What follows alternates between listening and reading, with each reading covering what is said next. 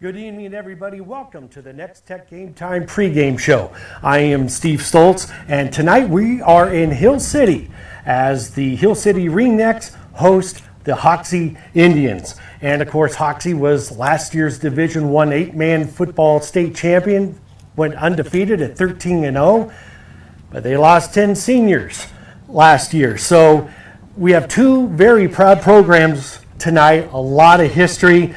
A lot of pride and two long-term head coaches for both of these programs on opposite sidelines. So let's first start with the visiting Hoxie Indians. They've owned this matchup with Hill City over the past decade, having won 7 out of the last 9 games against Hill City. Of course, last year, Hoxie, like I said, went undefeated and won the 8-man Division I state title last year, but Hill City tonight is looking to flip the script. Hoxie comes in tonight 2-3, and it's been kind of an up and down season for the Indians this year. Like I said, they graduated 10 seniors last year. That's pretty tough for an 8-man football team. A couple weeks ago, they scored 60 points in their win over Stockton. But last week, they were stymied by Decatur Community High School, 24-12. And so Hoxie can still be dangerous. They've got that postseason pedigree, and that is going to carry them throughout the season. Quarterback Chase Meyer is a dual threat. He can run, he can throw, and when he's in rhythm, that Hoxie Indians offense really clicks. In fact, they average as a team 330 yards per game in total yards. But the key for the Indians tonight is starting fast out of the gates on offense. They've got 7 turnovers so far this year. With this Hill City defense, they can't afford any turnovers.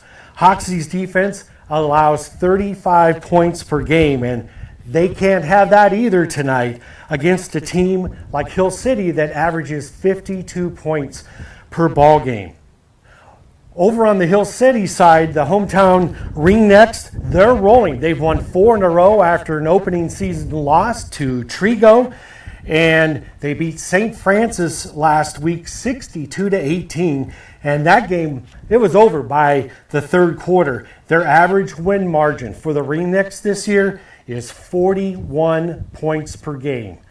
That's pretty impressive. Last year, Hill City was 3-2 at this time during the 2024 season, and they lost to Hoxie last year in week 6. But that loss sparked a 4-game winning streak and a trip to the third round of the playoffs. So Hill City, I think it's safe to say they are ready for the Hoxie Indians tonight, particularly their quarterback, Tate Balthazar.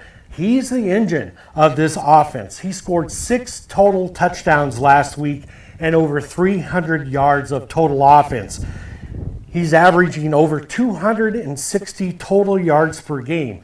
So when Tate Balthazar is rolling, Hill City can score in bunches. This team averages nearly 445 yards per game and 54 points per game when they win.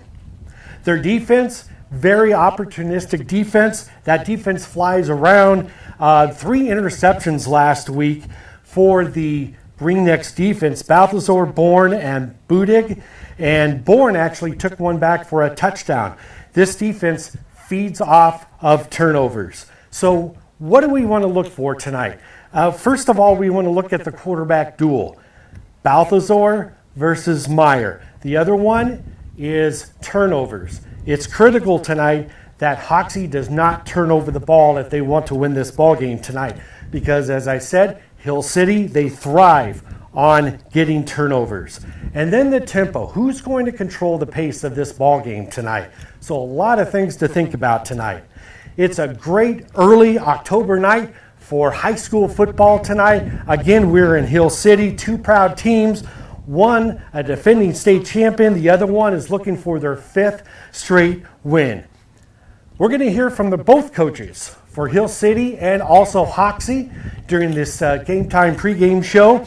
And we will have the kickoff coming up shortly. So you're watching the Nex-Tech Game Time pregame show on Nex-Tech Local 1. A special thanks to these Hoxie Game Time boosters, Boehner Oil Service, Tom and Carl Campbell, and Hoxie Implement Company. These proud supporters stand behind the students and athletes.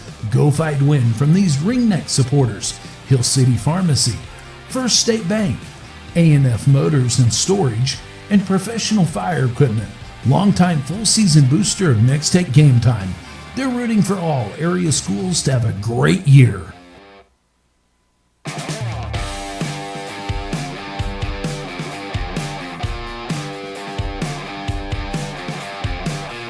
Are you happy with the progress that you are showing?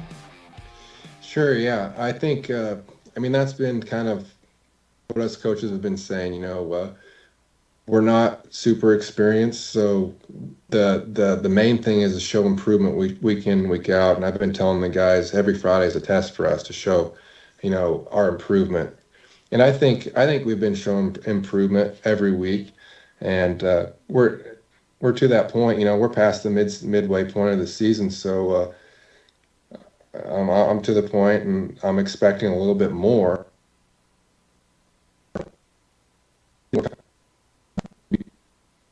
That's not maybe to be seeing some strides, on improvement. So that's kind of my challenge for them last weekend, both this week as well, just to take that next step. But instead of it being a little step, let's take a big stride of improvement. What do you know about Hill City? I mean, it's a common team that you guys see every year. Yeah, Hill City's been a very good team for a long time, and it seems like, last year they gave us a pretty tough game. They stuck right in there with us for quite a bit of that game, and it's always very competitive. Hopefully we can make it competitive again. But they do have several really good seniors, and that their sophomore class has some really good kids. It's a smaller class, but they got some kids that have been really playing well. And they've been playing great. Dating back to like 2019 up even to last year, seemed like they threw the ball a little bit more than they have been this year. It seems like they want to be a little bit more physical and be more of a downhill run team. But they still have some things that they can do out of spread sets and mix it up with some play action and screens and things. So, for us defensively, they're a tough team because we have to be able to stop the run. But at the same time, we got to recognize screen. We got to recognize play action. That way we don't give up big plays in the pass game. And, defensively, they switched up a lot of things. We got a new defensive coordinator, and they're running some different things defensively. So, that's another thing. We have seen a lot of 3-3 defenses. Haven't seen a lot of two-front defenses, and they run both of those. So, hopefully we can adapt to that two-front when they do get into it. And, we're not confused. That can happen a lot with some youth up front and things like that. But, after seeing our guys practice against those fronts, Okay,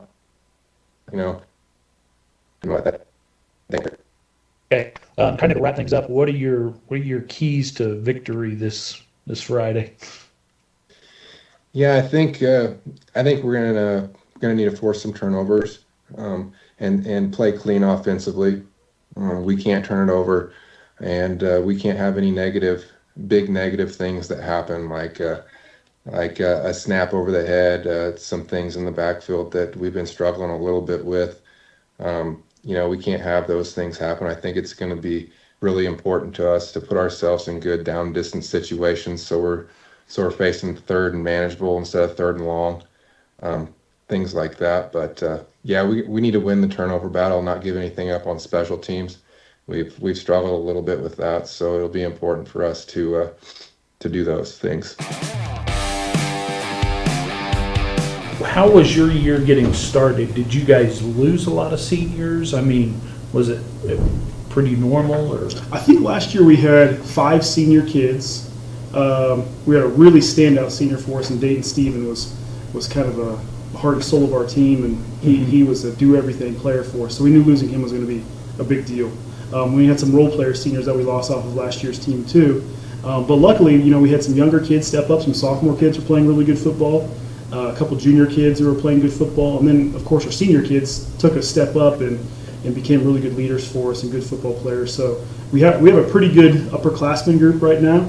Our numbers are low in our underclassmen, which is unfortunate because I think we only have 16 kids playing this year. But the kids that we have that are upperclassmen really stepped up and have played well for us. So far, just the one loss, and it's only been to Waukene. Yeah, good season so far. I like where we're at. We've got the one loss to Waukene, which, in hindsight, looking back now, seeing how well they're doing, doesn't look like a bad loss by any means. And we knew going into the year Waukene was going to be good. They got a really good senior class. So I'm not, disappointed by that any means. I think that, on another night, that game could go either way. So I'm pretty happy with the season's going. Played a tough team in Atwood. Played really well against Atwood, and that was a team that we knew was going to be really good and physical. So I'm liking where we're going. So what do you know about Hoxie? They obviously state champions from last year, but they lost a lot. So what about this year? It's Hoxie, so they're always going to be a well-coached team. Coach Barr does a really good job of coaching his team up every single year, and you get a good team from Hoxie. Worst case scenario, they're about 500 team. I think Coach Barr's got about 10 years of winning seasons going over there in Hoxie, which is impressive in itself. So even though they lost a really good senior group and coming off a state championship team, we knew they were still going to be a competitive team, which is what they're fielding this year. So we're going to have to play good to make sure that we get a win. They're not going to roll over and give us an easy win by any means. We're going to have to play well to get a win, and expect a really well coached and physical team out of Hoxie.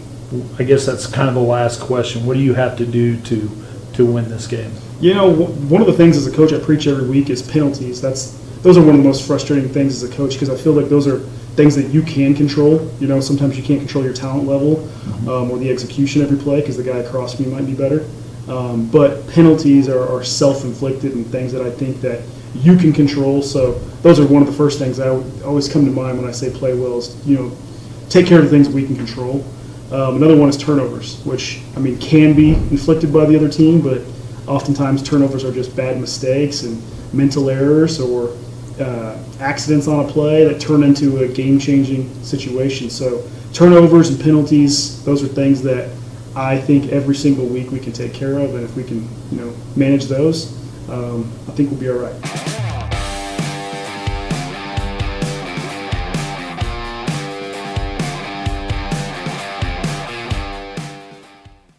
Nex-Tech Wireless has been offering superior coverage to Kansans for close to 20 years. My, how things have changed, bringing us to modern technology we trust and depend on. Rain or shine, wind or snow, we'll be there because we live here too. We're investing in our communities and connecting Kansans. It's not a gimmick, it's our guarantee.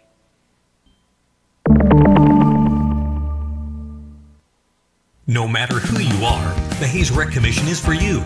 There's leisure programs for all ages. There's a wellness center that works for anyone at any level. Youth and adult sports, aquatics, and great facilities for any event. Go to hayesrec.org to see the list of activities and sign up. Here are some of the upcoming activities. We're still having fun. Hayes Rec's the one. We are still the one.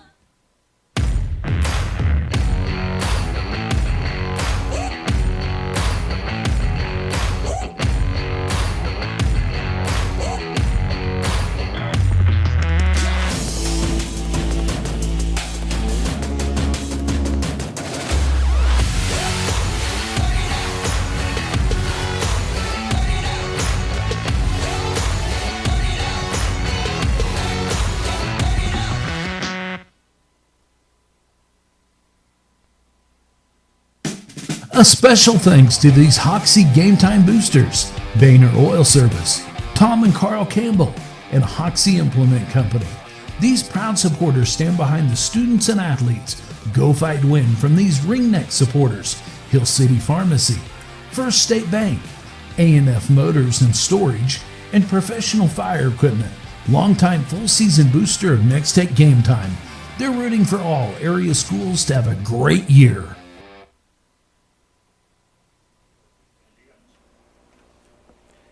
It's a beautiful early October night here in Hill City as the Ringnex host the Hoxie Indians. Hoxie Indians won the coin toss. They deferred, and Hill City will receive the quarterback. Or excuse me, will receive the kickoff. And there's a deep kickoff taken right at about the 3-yard line. This is Ryan Budig. Ryan Budig breaks a couple tackles and finally knocked out of bounds at about the 28-yard line. And that's where the Ringnecks are going to start their first possession of this ball game. Tate Balthazar is your starting quarterback. He's got a big offensive line to protect him. Double tight end, I formation. Balthazar will hand it off up the middle, breaks it outside, and nothing going there. That is Slade Rohr, and he is going to get back to the line of scrimmage. No gain on the play. So Slade Moore, 27 carries, 136 yards coming into this ball game. Shotgun formation. And it's another handoff up the middle of Rohr. And not much going there either. Going to give him about a yard on the play. And it'll bring up third down and a long 9. Ringnex with the hurry-up offense. And Balthazar goes under center. He drops back deep. He gets away from a defender, and he throws an interception right at the 25-yard line. That was Simon Watkins with the interception for the Hoxie Indians. And for Simon Watkins, that's his first interception of the year. And for Tate Balthazar, that's only his third interception thrown this year. And just like that, Hoxie has got good field position at the Ringneck 25-yard line. Here's a carry up the middle out to the 20. We'll pick up 5 on that play. As a unpile. That's Chase Meyer, the quarterback. So it brings up second down and 5. It's a beautiful night here. Good crowd here in Hill City as Hill City's trying to add on to a 4-game winning streak.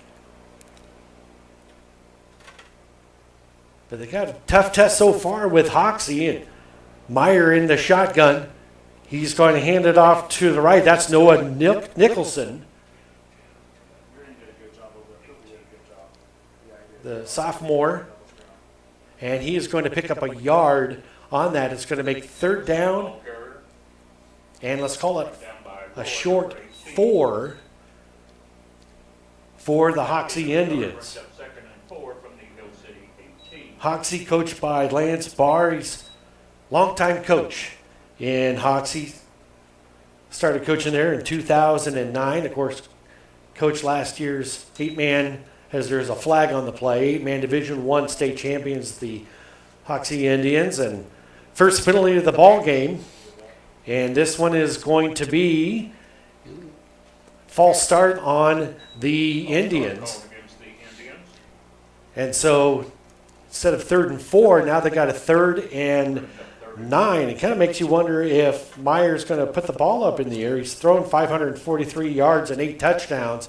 But no, he's going to keep it, and he is tripped up at the 20 and finally brought down to the 19. He's going to pick up 5 on that one, but with 8-man football, you're not going to see a field goal attempt here. So it's going to be 4th down and 4, and Hoxie is going to go for it as Myers gets the play call from Coach Barr on the sideline.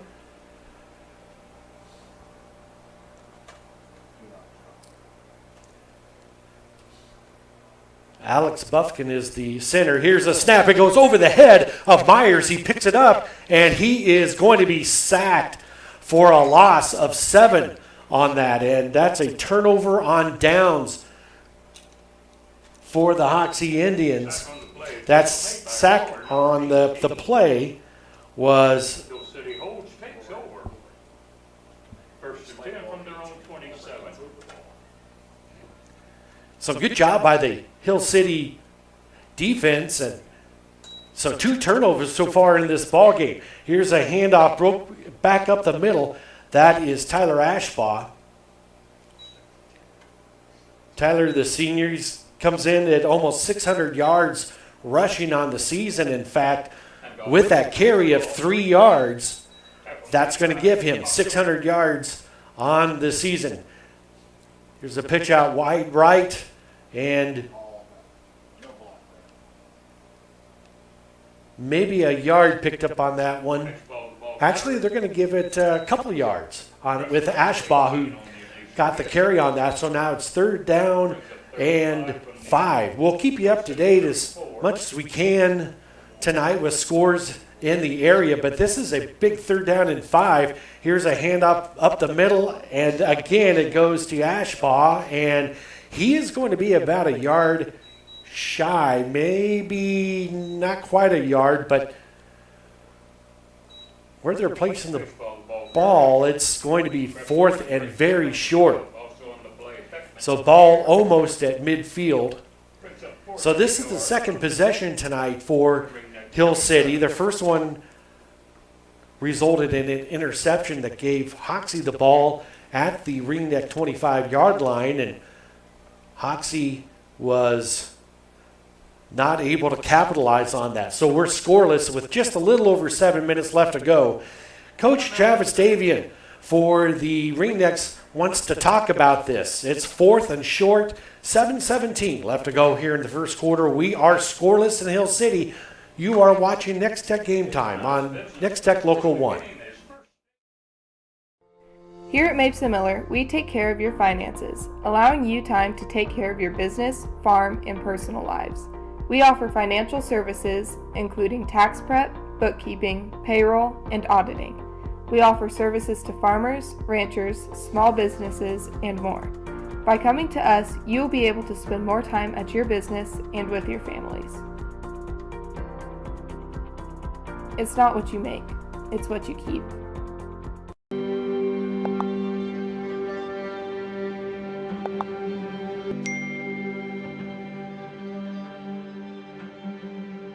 Suicide is the second leading cause of death for kids. That's why I rely on Bark.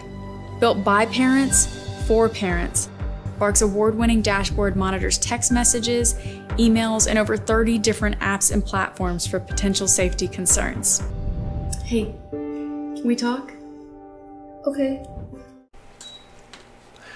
4th down and short, and it's going to be a first down, as that was all Tate Balthazar taking it to the right side, and he picks up the first down, and the first down of the ball game for either team.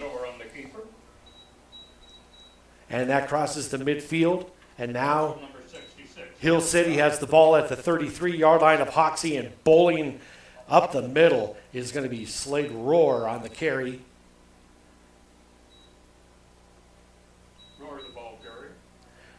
Roar, junior, comes into this ballgame with 136 yards and 3 touchdowns for the Ringnecks. Balthazar is going to keep it himself and breaks it to the right. He picks up 3 yards, and that's going to bring up about a 3rd down, and let's call it 3 for the Ringnecks. Ball marked at the 26-yard line of the Indians.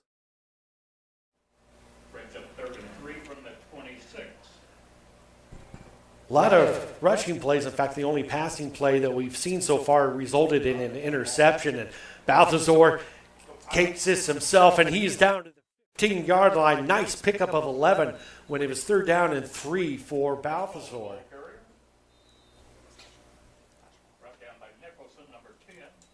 I'm sorry, that was Ashbaugh. My apologies. So Ashbaugh with the carry, and I formation. Ashbaugh will not get the handoff, and there's a pass up the middle into the end zone, and it is incomplete. That was intended for Roar. Ball's incomplete. Brings up 2nd and 10 from the 15.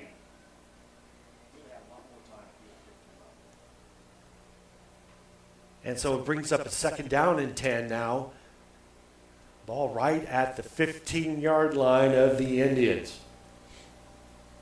That split right is Ashbaugh.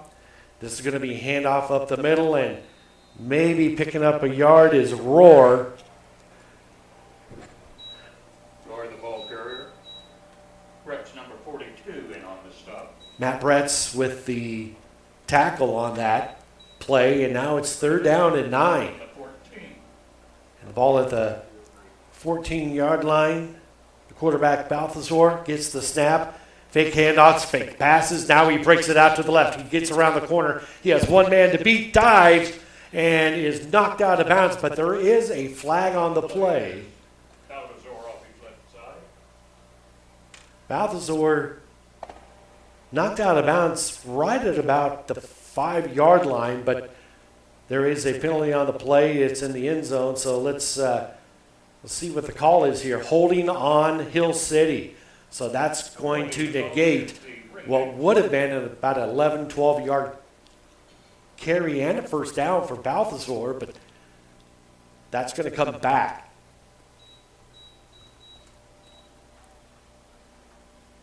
Brings up 3rd and 9 So now it's 3rd down and from the 13. 9-yard line.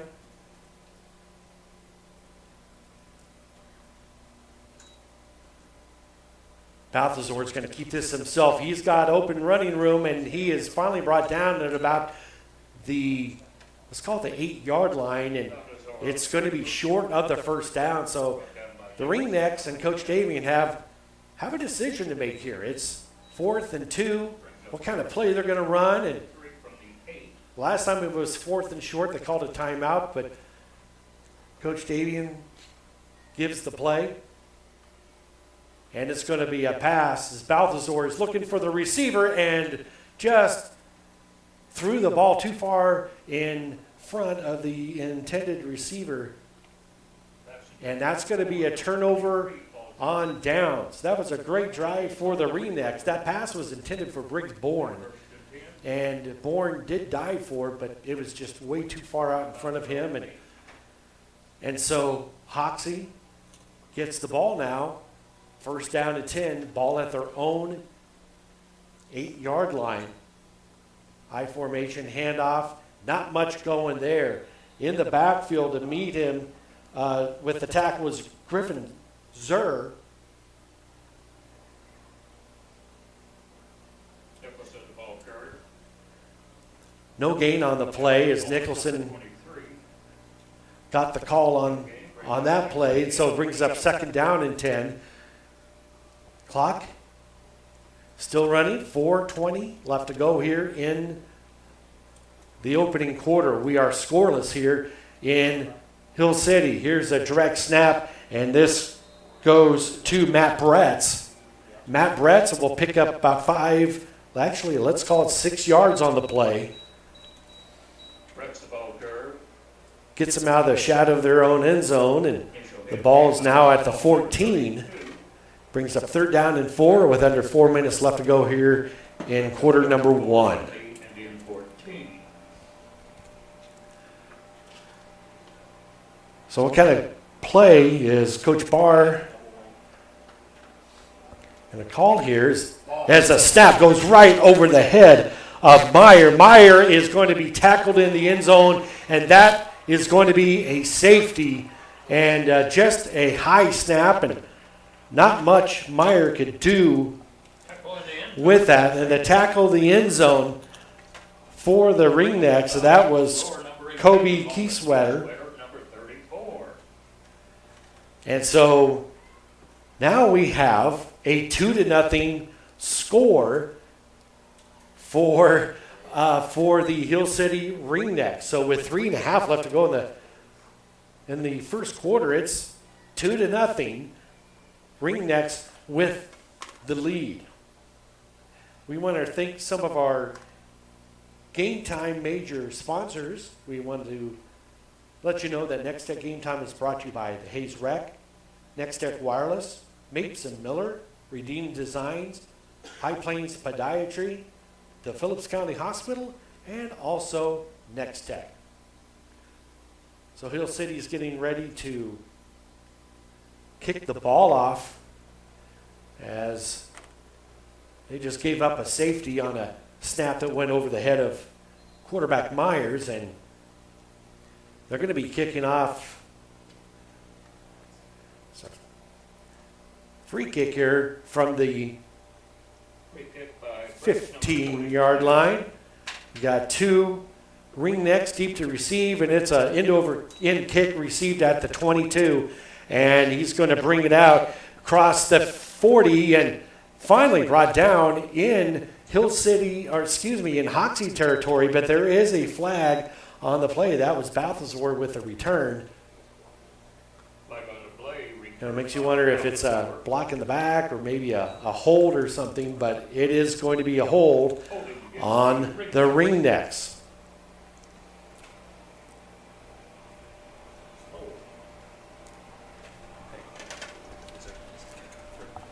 They first and 10 for Hill City from their own 36. So the ball at the 36-yard line for Hill City, as this is their third possession. First in it was an intercepted pass in their first possession, and Balthazar is going to bring it out to the left. He's got running room. He's got two men to beat, and he is finally going to be gang tackled at the 28-yard line.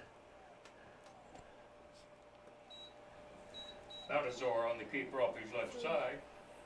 Initial hit made by Beckman, number 40.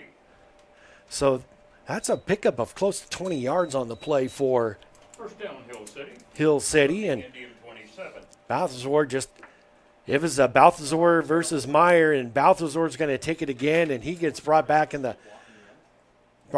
the backfield, and he is going to lose a yard.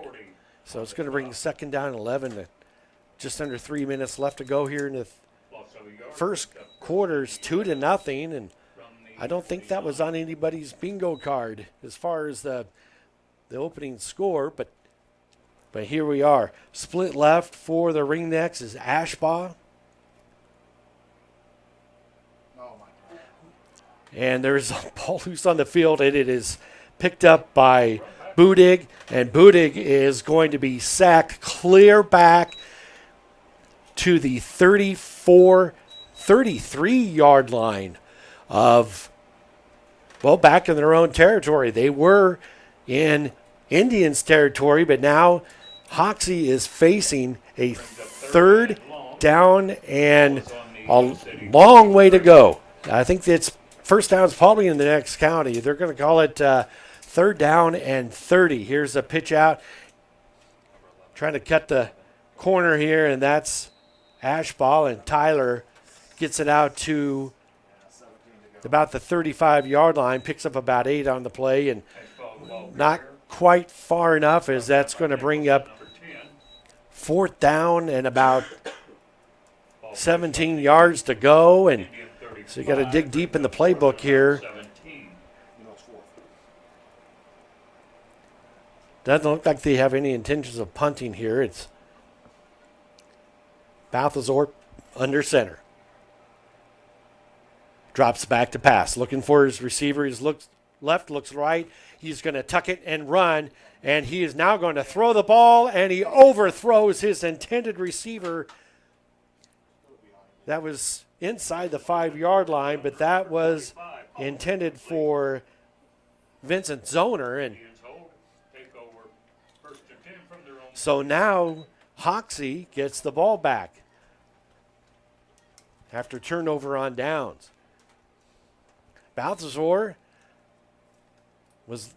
did a good job of looking, doing all of his checks, but he could not find anybody open, and he decided to tuck it and run, and then he threw before he crossed the original line of scrimmage. Here is a handoff up the middle, and bowling his way across, close to the midfield mark. That was Matt Bretz, the junior. as he picks up 5 on that play. By Booty, number 2. Betts is a hard man to bring down. 6'1", 200-pound junior for the Indians, and just inside the 40-yard line. And there's a fumble between the center and the quarterback, and fortunately for Hoxie, Chase Meyer is able to jump on the ball, and Snap, but recovered by not much lost on that play, so it's going to bring up 3rd down now and 6 as we have 20 seconds left to go in a wild and crazy first quarter here in Hill City. It's 2-0. Hill City with the lead.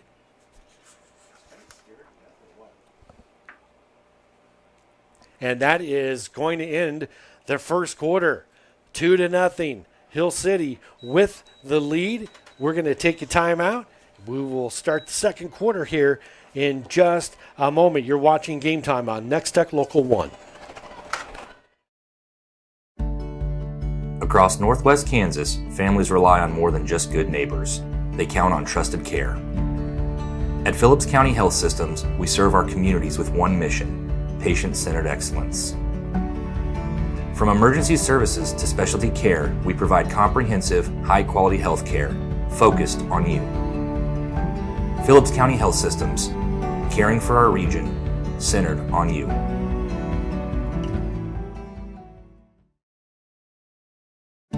Ready to step into comfort again? At High Plains Podiatry, Dr. Robert Hins has over 20 years of experience helping families across southwest Nebraska and northwest Kansas stay on their feet.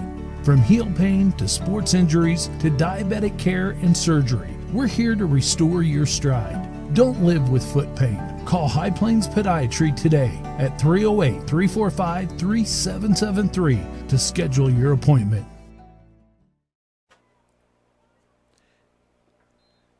Starting the second quarter in Hill City, Hoxie has the ball. They are faced with a 3rd and 6 from their own 39-yard line. There is another mishap on the snap, and Hill City was there to make sure nothing came of that. In fact, they may have lost Brett's on the keeper.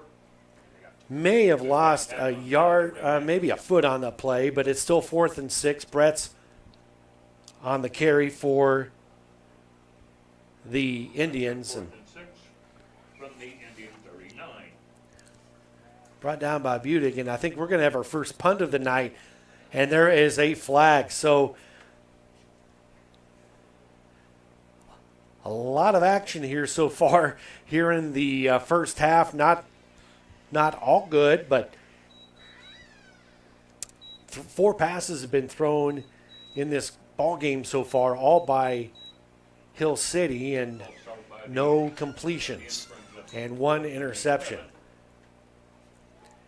Here comes the punt, end over end. Going to be received at the 10-yard line, and it's broken tackles, and Balthazar is going to have open field, and it is a punt return for a touchdown for Tate Balthazar. We're definitely going to have a replay on this one, as Balthazar broke numerous tackles, and he had a really good block in there to kind of free him up and get all the way down the field by Briggs Bourne. Nice job there by Bourne to kind of break that open, and Hill City up 8-0 is going to try to make it 10-0.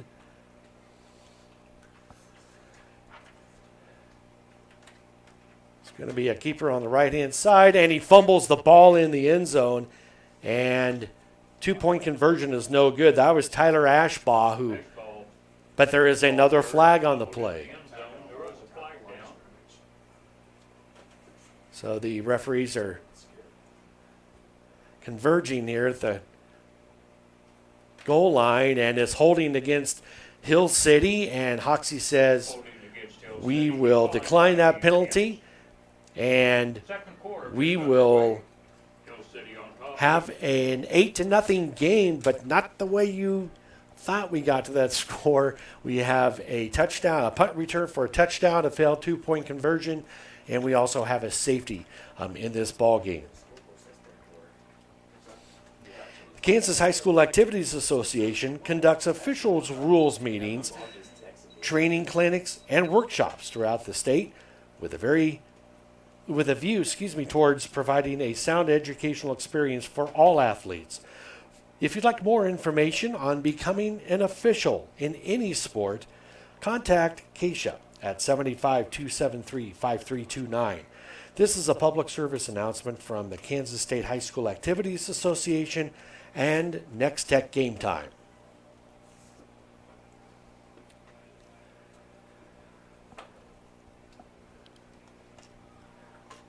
So as Hill City lines up to kick the ball off, Especially number 69 to kick off for Hill City. Acting for the Indians, Meyer number 2, Meyer Nicholson number 2. and Nicholson are deep to receive the kickoff from Hill City.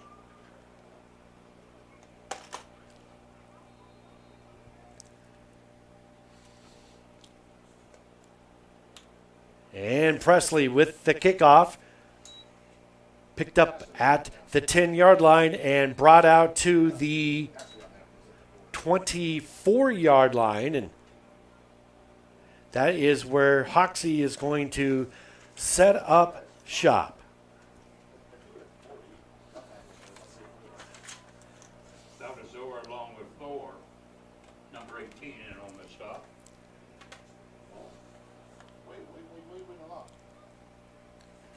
So it's first down now and 10 for the Indians. From about their own 24. Split right is Nicholson, and it's going to be a run up the middle for the Indians. That's Bretz, and Bretz will pick up about 3 on that play and bring up second down and 7 for the Indians. Other games going on in the area. Norton is at Russell tonight. Pratt hosting Phillipsburg. TMP is hosting Oakley. Syracuse is at Plainville. Quinter is at Ellis tonight. Trigo is at Ness City. Trigo, one of the hottest teams in 8-man in the state so far this year. Wichita County is at La Crosse and Hayes High. And there's another bad snap there by the center for the Indians, and wow, just not much Myers could do on that except just fall on the ball, and that's going to be a loss of 5 on the play, and Recovery. probably call that a sack. And Horn was there on the stop. nice job in there by Brings up 3rd and 12 from the 21. Wins. They don't have enough guys on the line.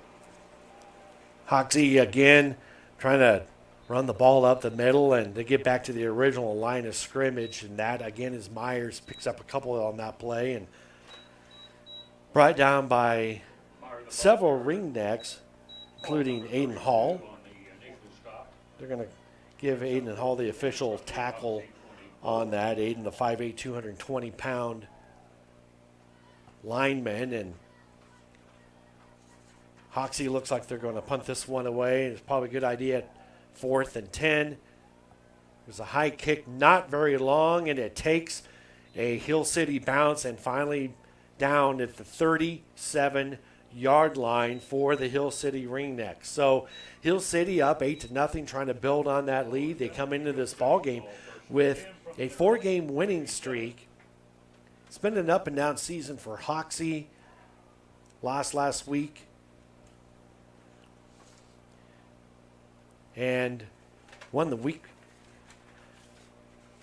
prior to that, but Balthazar had a wide open receiver and just underthrew him. That was intended for Tyler Ashbaugh. And Ashball, number 11, falls incomplete. so we're still looking for our first completion. I'm checking with my statistician here. We're looking for our first completion of the night and 5th pass attempt for Balthazar, and he's 0 for 5 and a pick. So it brings up 2nd down and 10. Ball just outside the 36-yard line. Here's a handoff. It goes on the left side. He cuts it up the middle, breaks it to the left, and finally brought down out to the 27-yard line. Gain of 17 on the play. First down, Hill City. That was Tyler Ashbaugh. Nice cuts there, and Tackle made by number 5. Tyler picks up the first down for He's going to need the Ringnecks, and now they are at the 27-yard line of Hoxie and looking to add on to their 8-0 score here, their lead.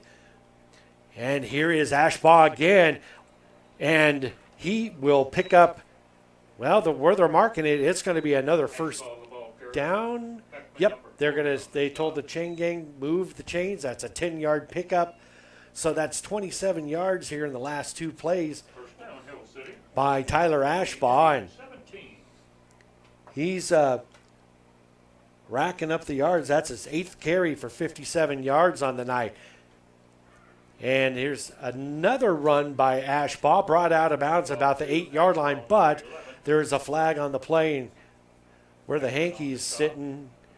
It's probably going to be a holding against Hill City, and obviously Hoxie is going to accept that penalty and negate that 5 or 6 yard pickup by Ashbaugh. Ashbaugh comes into this ballgame with 597 yards. He's the team's leading rusher and 11 touchdowns, rushing touchdowns. Dropping back to pass is Balthazar. Looks over to his right side and he completes it.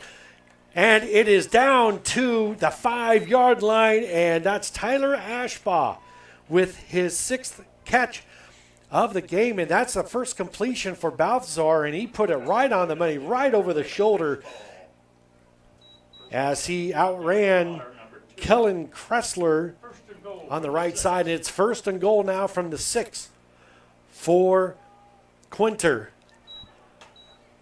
Balthazar hands it off up the middle and barreling into the end zone for the touchdown. Tyler Ashbaugh with his 12th rushing touchdown of the season.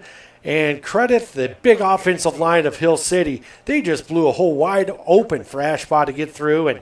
And just like that, it's 14-0, and we still got 7:37 left to go here in the second quarter.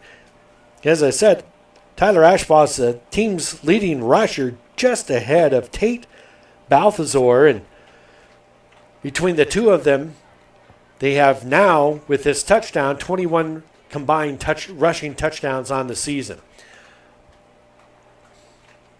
Balthazar gets the snap. He's looking for a receiver, and it is caught for the 2-point conversion, but there is a flag on the play.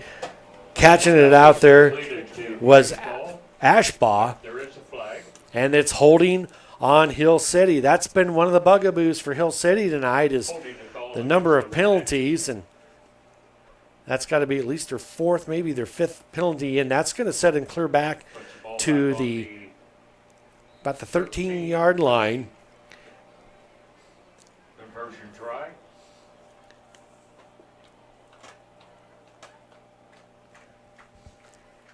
Ashbaugh dropped back to pass, looking for his receiver, finds his receiver in the corner of the end zone, and the 2-point conversion is good. That was Vincent Zoner. 2-point conversion. That's only his 3rd catch of the night, and Zoner outran his defender, and Zoner's an easy target to hit. He's 6'5", 230 pounds, and just like that, it's 16-0.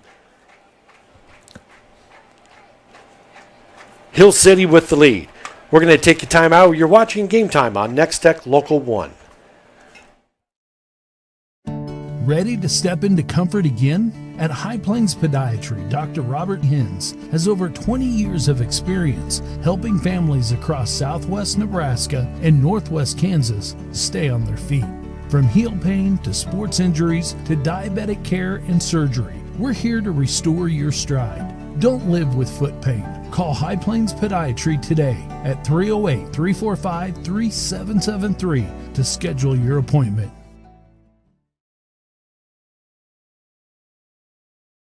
7:37 left to go in the second quarter.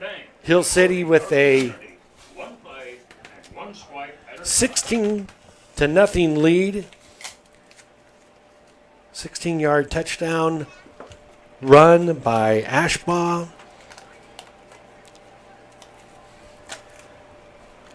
And back to kickoff again is Mitchell Presley for the Ringnecks, and he's going to squib kick this one along the ground. It's going to be picked up at the 12, and this is going to be Myers. Myers breaks it to left. Now he breaks it up the middle and to the right, and he has got one man to beat.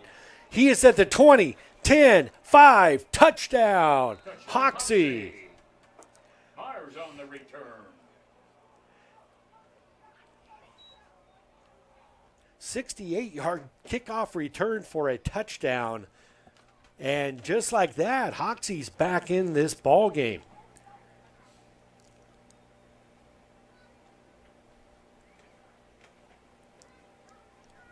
So Hoxie lines up to do the 2-point conversion, 16-6 now.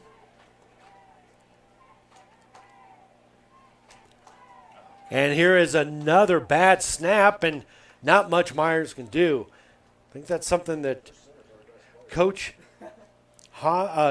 Barr is going to need to talk to his center, and because there's that's at least 3 or 4 times that the center snapped the ball well over the head of Myers, but it brings the score now to 16-6 here in the second quarter with 7:22 left to go in the second quarter.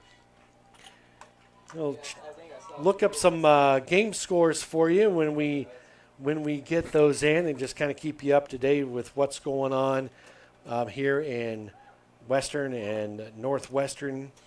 Norton is over Russell at the end of the first quarter, 8-0. Holcomb and Scott City. That'd be a good game to see. That's scoreless after the first quarter. Also at the end of the first quarter, Great Bend over Liberal, 14-0. Hayes High over Dodge City, 7-0.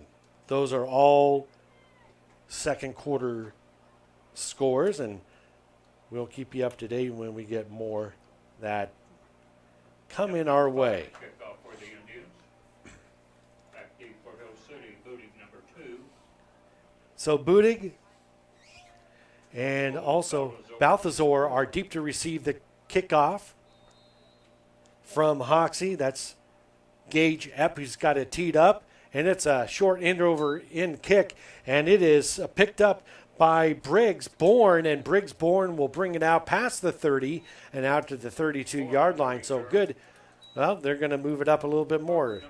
They call it the 33-yard line, and so it's going to bring up first down and 10 now for the Ringnecks, who have a safety, a kickoff return for a touchdown,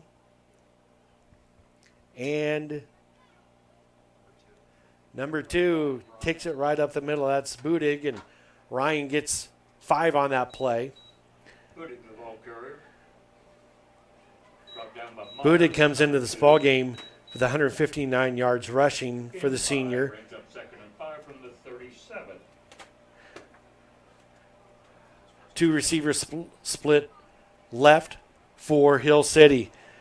And it's going to be Balthazar handing it off the middle, and that's Slade Roar. Slade Roar breaks 3 tackles, 4 tackles, and finally brought down at the 15-yard line. 32-yard pickup on that play First down, Hill City. by Slade Roar. 10 from the Indian 15. Handoff up the middle. This goes to Ashbaugh, and Ashbaugh is finally brought down right at about the 11-yard line. Coxo number 66. Going to give him 4 yards on the carry, but there is a flag on the far side of the field, and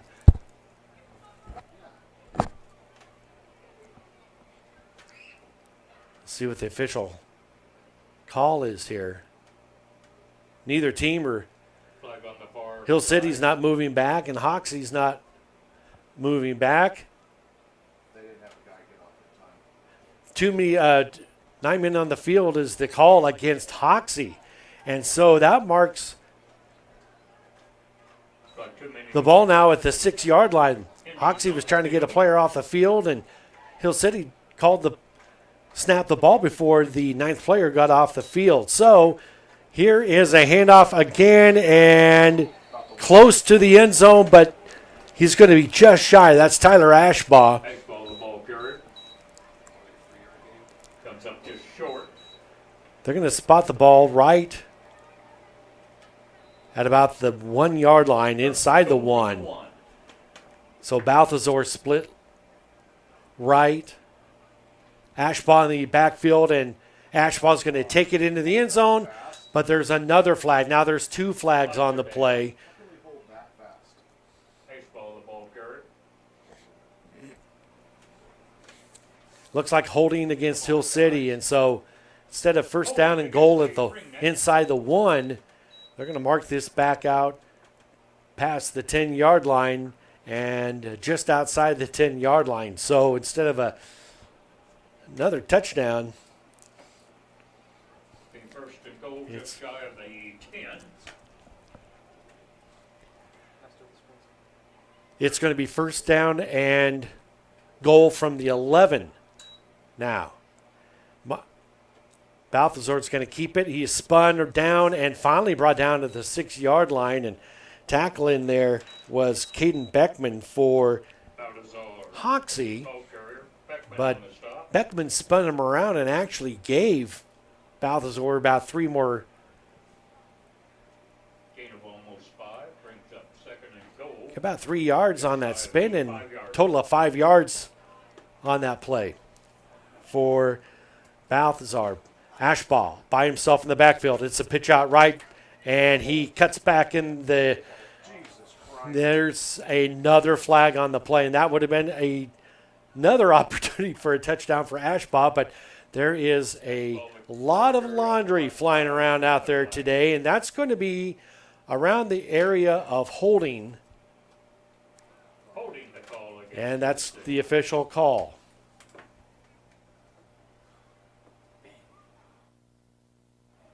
So, Hoxie is taking some deep breaths over there because they had first and goal at the 1, and now And goal from the 11. they are back on second and goal from the 11. 2 nullified touchdowns by holding calls. Handoff. Ashbaugh's going to try it again, and we're looking. No, all right, no laundry on the field. That is an 11-yard touchdown run by Tyler Ashbaugh. Third time's a charm, and Ashbaugh gets in for his first rushing touchdown of the night. With 5:10 left to go here in the second quarter, it's now 22-6. Hill City with the lead, and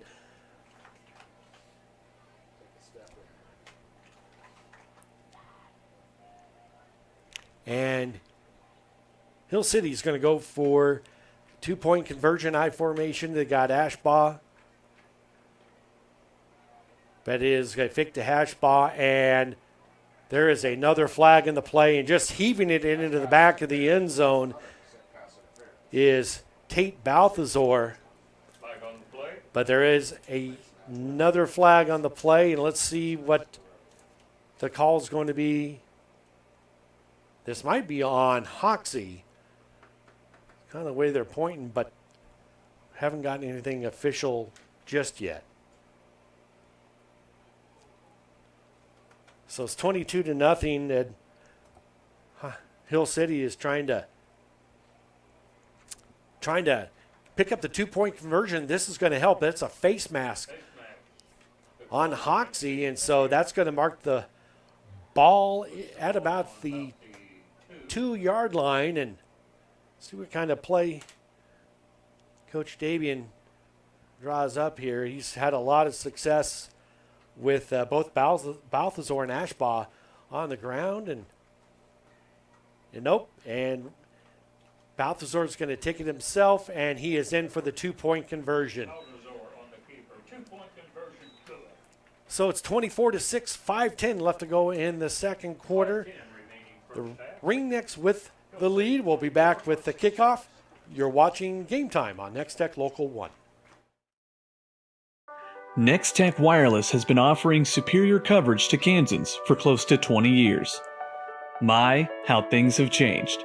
Bringing us to modern technology we trust and depend on. Rain or shine, wind or snow, we'll be there. Because we live here too. We're investing in our communities and connecting Kansans. It's not a gimmick, it's our guarantee. No matter who you are, the Hayes Rec Commission is for you. There's leisure programs for all ages. There's a wellness center that works for anyone at any level. Youth and adult sports, aquatics, and great facilities for any event. Go to hazerec.org to see the list of activities and sign up. Here are some of the upcoming activities. We're still having fun. Hayes Rec's the one. We are still the one. So Hill City set to kick the ball off again, leading 24-6 with 5:10 left to go here in the second quarter.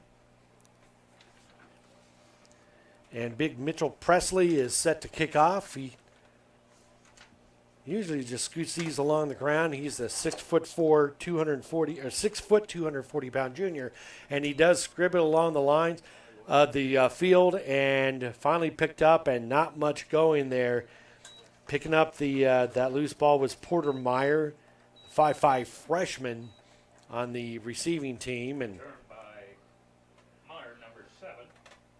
so the ball is now at the 22-yard line. It's first down and 10 for Hoxie, as all of a sudden they found themselves down by 3 scores. And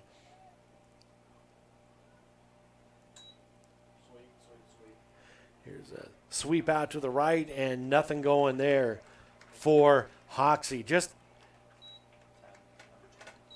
Noah Nicholson was the ball carrier on that. And as I said in the pregame show, Hill City has a very opportunistic defense. They're ball hawks, and it's hard to get really much anything going with them on defense. They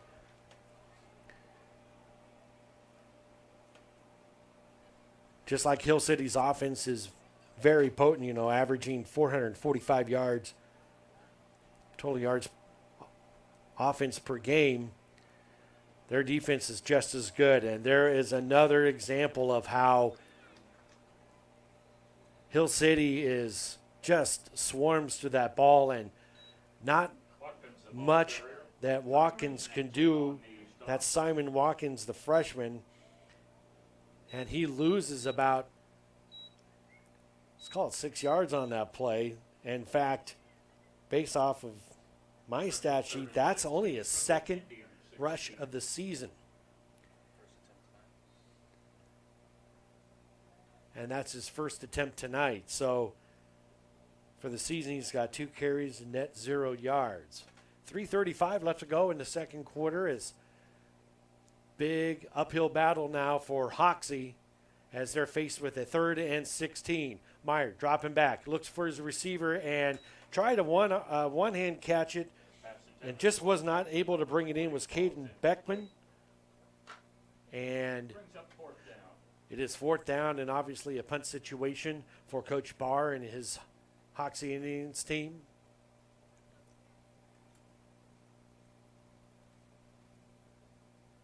And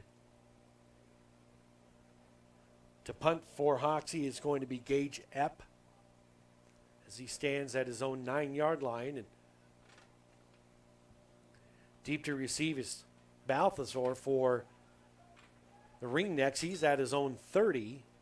And this partially blocked punt. And it, Get away. What are you doing? Oh, we touched it. Yep, and Hill City touched it, and it is Hoxie's ball. And so it is, well, what it is a new fresh. Okay, no, Hill City does get it. Looked like maybe Hill City player did touch that live ball, but Hill City gets the ball off of a partially blocked punt. It looked like Vincent Zoner, the 6'5", 230-pound defensive lineman in there, got his hand on that and deflected that punt, and it started taking a Hill City bounce. But fortunately for Hill City, they get the ball at the Hoxie 25-yard line, dropping back to pass, looking wide open, all by himself. That is Tate Balthazar with a 25-yard touchdown pass to Slade Roar. Slade Roar was uncovered. There wasn't a man within 10 yards of him. And that was just a breakdown on the Indians' defense. And just like that, it's 30 to 6, excuse me, and the 2-point conversion is no good. That was Ashbaugh who tried to dive across the goal line, but knee was down. 2-point conversion is no good, but it is 30 to 6, just over 3 minutes left to go here in the second quarter. You're watching Game Time on Nex-Tech, Local 1. No matter who you are, the Hayes Rec Commission is for you. There's leisure programs for all ages. There's a wellness center that works for anyone at any level. Youth and adult sports, aquatics, and great facilities for any event. Go to hayesrec.org to see the list of activities and sign up. Here are some of the upcoming activities. We're still having fun. Hayes Rec's the one. We are still the one.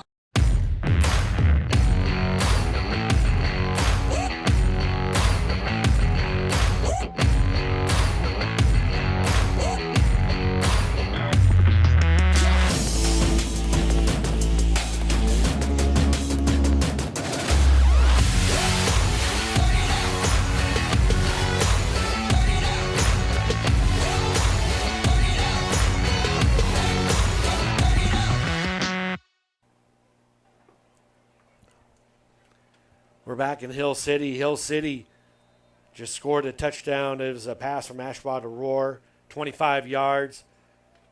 And another squib kick along the field, and it's picked up at the 15, brought out to the 27-yard line, and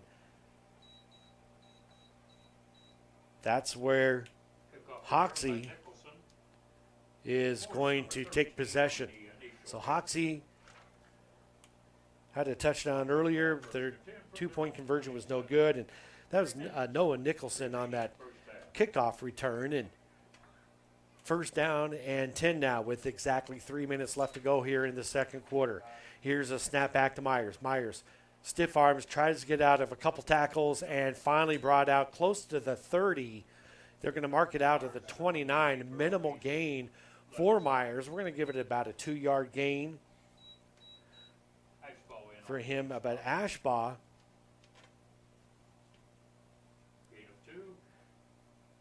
on the stop there for the Ringnecks.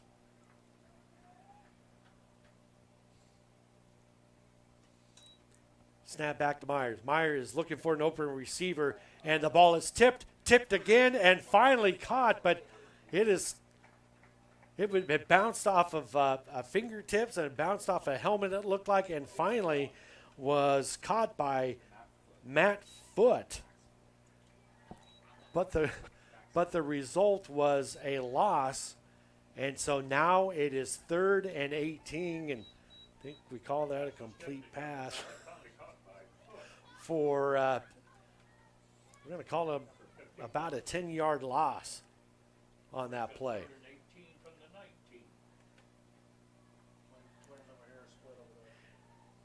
Wreaking havoc on that Hill City defense.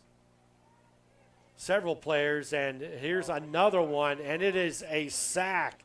That is a sack by Aiden Hall, clear back to the 6-yard line. Aiden looks like he's shaking up a little bit, limping a little bit, but it's going to be holding against Hoxie, and it is going to be declined, and it's going to be 4th down now. The ball at the 5-yard line, 4th, and let's call it about 32, 33 on the. And so Hoxie's going to have to punt from the back of their own end zone. If you remember the last time they punted, big old Vincent Zoner got his hands on that and deflected the punt, and a few plays later, Hill City was able to punch the ball in. Gage Epp bobbles the snap. He loses the ball. It's picked up by Hill City, and it is going to be a touchdown. Budig. So we've seen a passing touchdown, a rushing touchdown, a kickoff return for a touchdown, a safety, and now a blocked punt return for a touchdown.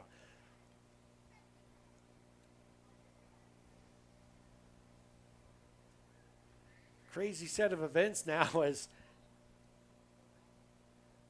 Budig just happened to be the closest one to the ball and just scooped it up and got right into the end zone. So now it's 36-6 with 1:38 left to go.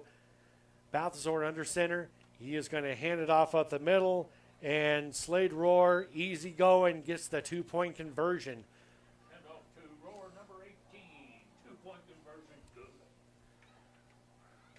And so with 1:38 left to go in the second quarter, all of a sudden it's the Hill City Ringnecks up 38-6 on top of Hoxie.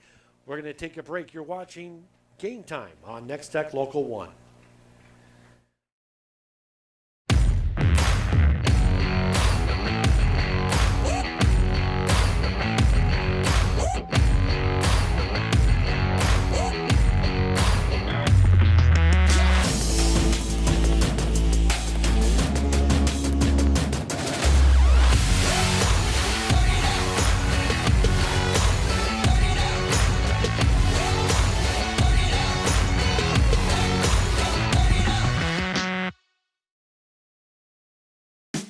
A special thanks to these Hoxie Game Time boosters, Boehner Oil Service, Tom and Carl Campbell, and Hoxie Implement Company.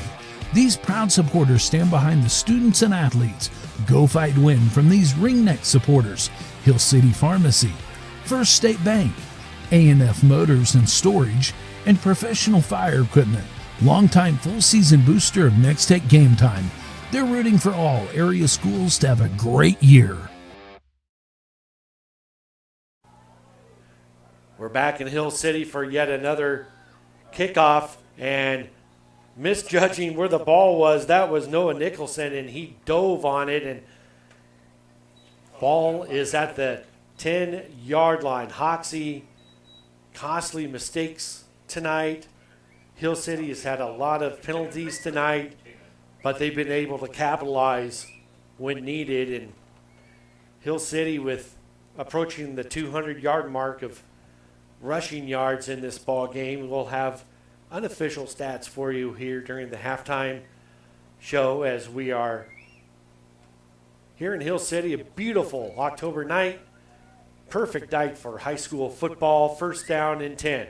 This is going to be a keeper by Myers. Chase Myers will bring it out to about the 10-yard line and not much else. They're going to maybe give him a pickup of a foot. So it still brings up second down and 10. Get you caught up on some more scores here in just a moment, as many of our games have gone into halftime, and we got 1:03 left to go before halftime here in Hill City with the Ringnecks up 38-6. Split right for Hoxie is Noah Nicholson. Dropping back is Myers with the screen pass, and I've said it again, and I've said it before, the Hill City Ringneck defense, they are all over the place, and they were on top of that as the pass was completed to Griffin Zur. And Zur manages to pick up 4, and it makes it 3rd down and 6. And with 22 seconds left to go until halftime, I think Coach Barr and Hoxie Indians are not going to run another play here before halftime. 38-6 is the score going into the half. The Hill City Ringnecks with the lead. Yeah, Hoxie just looked like all of a sudden they wanted to run a play, but nothing going there. So we're going to head into the half, 38-6. Hill City with the lead. We'll have some unofficial stats for you. Appreciate Brendan being our statistician tonight here in the press box in Hill City. We're going to take a little break. When we come back, we will have some scores around the area, some halftime stats for you as you are watching Game Time on Nex-Tech Local 1. Here at Mapes & Miller, we take care of your finances, allowing you time to take care of your business, farm, and personal lives. We offer financial services, including tax prep, bookkeeping, payroll, and auditing. We offer services to farmers, ranchers, small businesses, and more. By coming to us, you'll be able to spend more time at your business and with your families. It's not what you make, it's what you keep.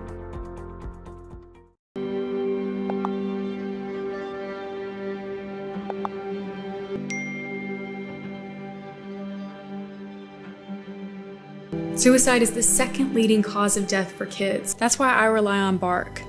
Built by parents, for parents. Bark's award-winning dashboard monitors text messages, emails, and over 30 different apps and platforms for potential safety concerns.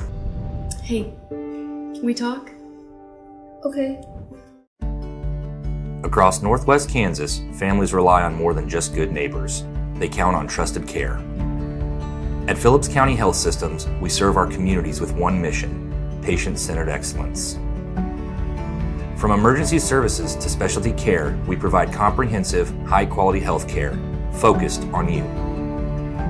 Phillips County Health Systems, caring for our region, centered on you. Ready to step into comfort again? At High Plains Podiatry, Dr. Robert Hins has over 20 years of experience helping families across southwest Nebraska and northwest Kansas stay on their feet. From heel pain to sports injuries to diabetic care and surgery, we're here to restore your stride. Don't live with foot pain. Call High Plains Podiatry today at 308-345-3773 to schedule your appointment. Nex-Tech Wireless has been offering superior coverage to Kansans for close to 20 years. My, how things have changed. Bringing us to modern technology we trust and depend on. Rain or shine, wind or snow, we'll be there. Because we live here too. We're investing in our communities and connecting Kansans. It's not a gimmick, it's our guarantee. No matter who you are, the Hayes Rec Commission is for you. There's leisure programs for all ages. There's a wellness center that works for anyone at any level. Youth and adult sports, aquatics, and great facilities for any event. Go to hazerec.org to see the list of activities and sign up. Here are some of the upcoming activities. We're still having fun. Hayes Rec's the one. We are still the one.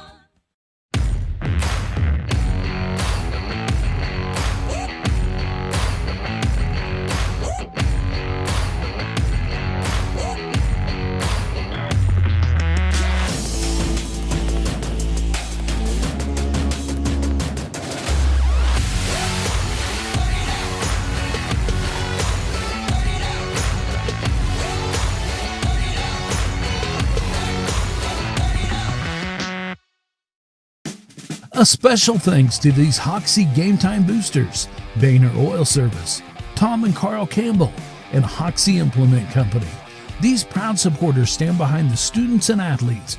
Go Fight Win from these ringneck supporters: Hill City Pharmacy, First State Bank, A&F Motors and Storage, and Professional Fire Equipment, longtime full-season booster of Nex-Tech Game Time.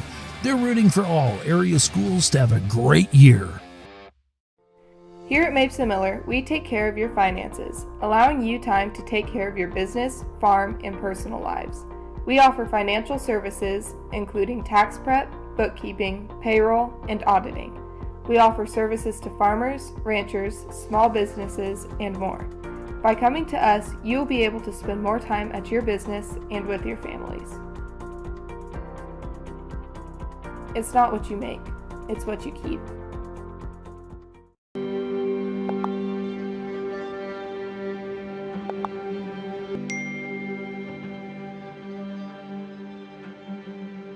Suicide is the second leading cause of death for kids. That's why I rely on Bark. Built by parents, for parents, Bark's award-winning dashboard monitors text messages, emails, and over 30 different apps and platforms for potential safety concerns. Hey, can we talk? Okay. Across Northwest Kansas, families rely on more than just good neighbors. They count on trusted care. At Phillips County Health Systems, we serve our communities with one mission: patient-centered excellence. From emergency services to specialty care, we provide comprehensive, high-quality health care focused on you. Phillips County Health Systems, caring for our region, centered on you. Ready to step into comfort again? At High Plains Podiatry, Dr. Robert Hins has over 20 years of experience helping families across southwest Nebraska and northwest Kansas stay on their feet. From heel pain to sports injuries to diabetic care and surgery, we're here to restore your stride. Don't live with foot pain. Call High Plains Podiatry today at 308-345-3773 to schedule your appointment. Nex-Tech Wireless has been offering superior coverage to Kansans for close to 20 years. My, how things have changed. Bringing us to modern technology we trust and depend on. Rain or shine, wind or snow, we'll be there. Because we live here too. We're investing in our communities and connecting Kansans. It's not a gimmick, it's our guarantee. No matter who you are, the Hayes Rec Commission is for you. There's leisure programs for all ages. There's a wellness center that works for anyone at any level. Youth and adult sports, aquatics, and great facilities for any event. Go to hayesrec.org to see the list of activities and sign up. Here are some of the upcoming activities. We're still having fun. Hayes Rec's the one. We are still the one.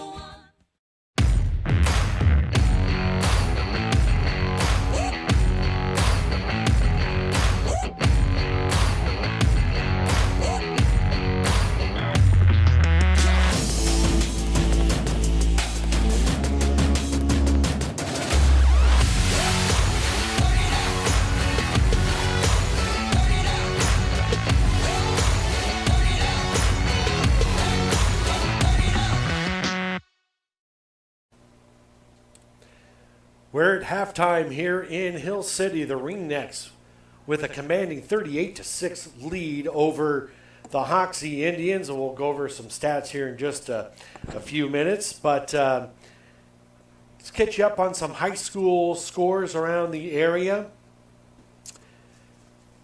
These scores, most of them are at the half. TMP over Oakley, 21-7. The Cowboys of Goodland leading Colby, 12-6. And let's see here, Sylvan Lucas over Clifton Clyde, 22-8. That's also at the half. Hugoton over Cimarron, 20-0. Plainville blanking Syracuse, 63-0, and I believe that one's over with.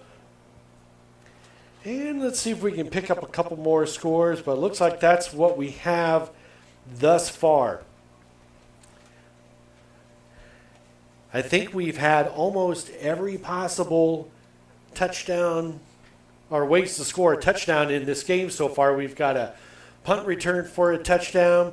We've got a safety. I don't think we've got a pick six yet. So, but that may come down the pike here soon. We got a few running touchdowns and interceptions. Our statistician is feverishly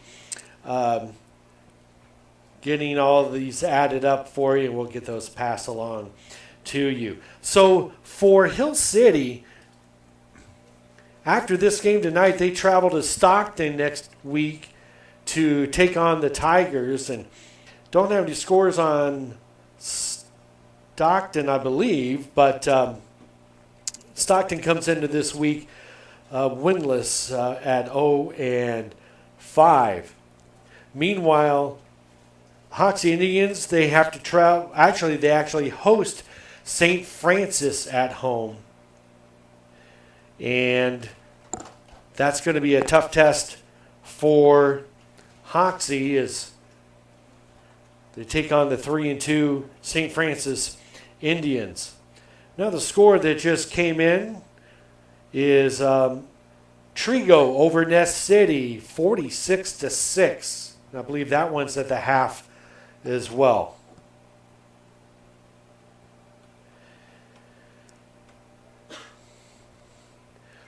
Okay, we're going to take just a quick break here when we come back, unless our stats are ready, Mr. Statistician. Okay, let's go ahead and give you the stats real quick. These are officially unofficial. So for Hill City, for rushing, the leading rusher tonight so far is Ashbaugh. He's got 12 carries for 82 yards and 3 touchdowns on the ball game so far. Roar, 6 carries, 44 yards. He also has a sack and a half. And then Balthazar with 8 carries and 48 yards. Balthazar passing is 4 of 8. He's got 55 yards. He's thrown a touchdown, and he's also thrown a pick tonight. For receiving, Ashbaugh, 1 catch, 16 yards. Roar, 1 catch, 27 yards. Zoner, 2 catches for 12 yards. Defensively, safeties and 2 sacks, and that is going. Keysweater is the one who got the safety, and he's also racked up 2 sacks tonight. Budig had a blocked punt, and that he returned for a touchdown, and that's kind of how things have gone so far tonight for Hill City. Hoxie not so fortunate that having a tough time on the ground. They scored 6 points, but that was on a 68-yard kickoff return by Meyer. But other than that, not much on the ground. 4 carries for 4 yards for Nicholson. Meyer, 5 carries for 15 yards. And Brett's 3 carries for 11 yards. And kind of put that into perspective for you. Nicholson on the season coming into tonight averaged 6.5 yards a carry. Meyer averaged 3.6 yards per carry. So you got to credit the ringneck defense swarming towards that ball and making things very difficult for the Hoxie ground game. For passing, not any better. Meyer, 2 of 3 for a net of -6 yards. And Zur has 1 catch for 4 yards, and Foot has 1 catch for no yards. So Hoxie is being held offensively and defensively. I think the only real bugaboo tonight so far for Hill City is the number of penalties. We kind of lost track of how many penalties there were in this for Hoxie, and most of them, in fact, I think probably all of them have been on the offensive side. Most of them have been holding, but they are hanging on to a 38-6 lead. So we're about a couple minutes away from the second half kickoff, 38-6, Hill City with the lead. We're going to take a quick break. When we come back, we'll have your second half kickoff as Hill City will receive the kickoff this time and look to add to that 32-point lead. You're watching Game Time on Nex-Tech Local 1.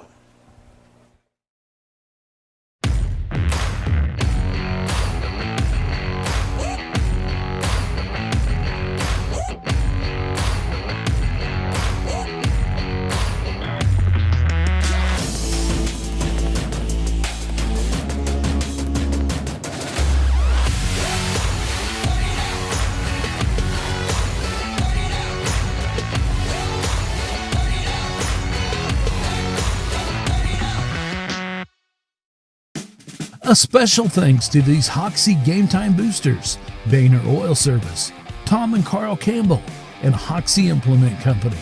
These proud supporters stand behind the students and athletes. Go Fight Win from these ringneck supporters: Hill City Pharmacy, First State Bank, A&F Motors and Storage, and Professional Fire Equipment, longtime full season booster of Nex-Tech Game Time. They're rooting for all area schools to have a great year. Here at Mapes & Miller, we take care of your finances, allowing you time to take care of your business, farm, and personal lives.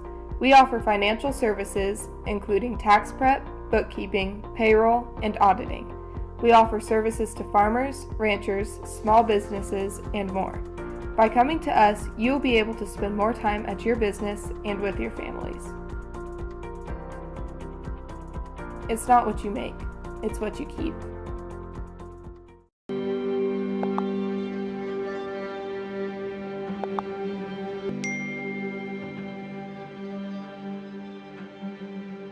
Suicide is the second leading cause of death for kids. That's why I rely on Bark. Built by parents, for parents. Bark's award-winning dashboard monitors text messages, emails, and over 30 different apps and platforms for potential safety concerns. Hey, can we talk? Okay. Across Northwest Kansas, families rely on more than just good neighbors. They count on trusted care. At Phillips County Health Systems, we serve our communities with one mission: patient-centered excellence. From emergency services to specialty care, we provide comprehensive, high-quality health care focused on you. Phillips County Health Systems, caring for our region, centered on you.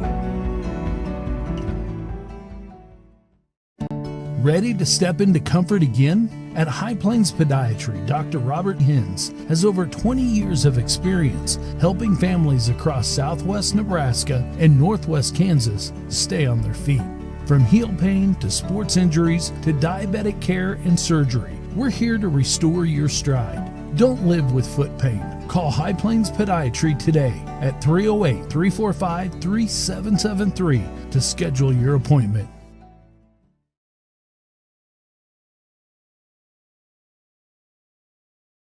Nex-Tech Wireless has been offering superior coverage to Kansans for close to 20 years.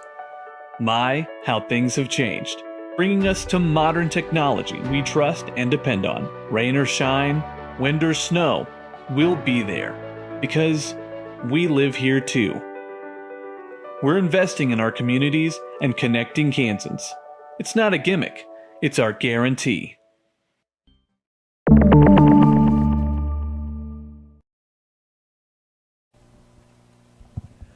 Set for the second half kickoff, and I was incorrect. Hill City will kick off to start the third quarter, up 38-6. Get you some more scores here as one that just rolled in, and let's see if I can catch that one. Wichita County defeats La Crosse 52-6. That is a final. At half, Norton and Russell are tied up at 14. Great Bend over Liberal 42-6. Holcomb over Scott City at the half 6-0 in a tight ball game. So Mitchell Presley tees up the ball and he is ready to kick off and start the second half. Ringneck's up 38-6. Low kick and went through the hands and out of the back of the end zone. Fortunately for Noah Nicholson for Hoxie, and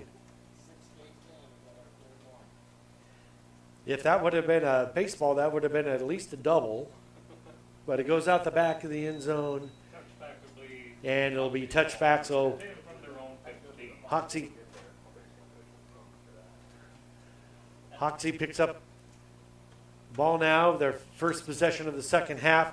Here's a handoff, and it's fumbled, and it's bobbled, and it's fumbled, and it is bobbled again. There's a flag, and a big pile converging at the 16-yard line, and I think Nicholson who got that, and he did everything he could to hang it. No, that was not Nicholson. That was Simon Watkins, I believe. Hoxie retains possession. But they retained possession, and after it all shakes out, they pick up 2 yards. So 2nd down and 8 now. Snap back. Myers flushed out of the pocket, and he is going to be tackled, and he'll get back to the line of scrimmage, so it won't be a sack, but no gain on the play, and it brings up 3rd down and it's called 3rd down and a long 7. So we're going to give him a yard on that play. And like I said during our halftime, it's been tough sledding for this rush offense for Hoxie. And there's another snap that went over the head of the quarterback. He does get it out of the end zone. There is a flag on the play, and the center for Hoxie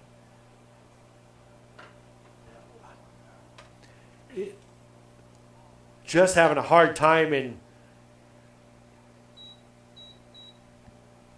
and luckily for Hoxie, they didn't give up their 2nd safety of the game.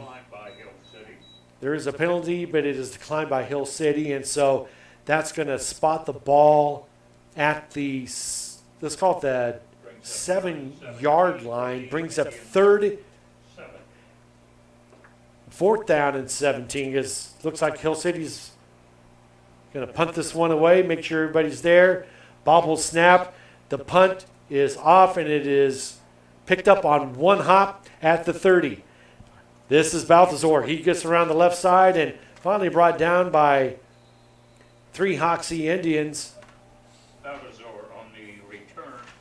Initial hit made by number 23. Yeah, Griffin Zur was the first tackler in there, and now Hill City has an opportunity with their first possession of the 2nd half, and 10 minutes left to go in the 3rd quarter, and they're looking to build on a 32-point lead.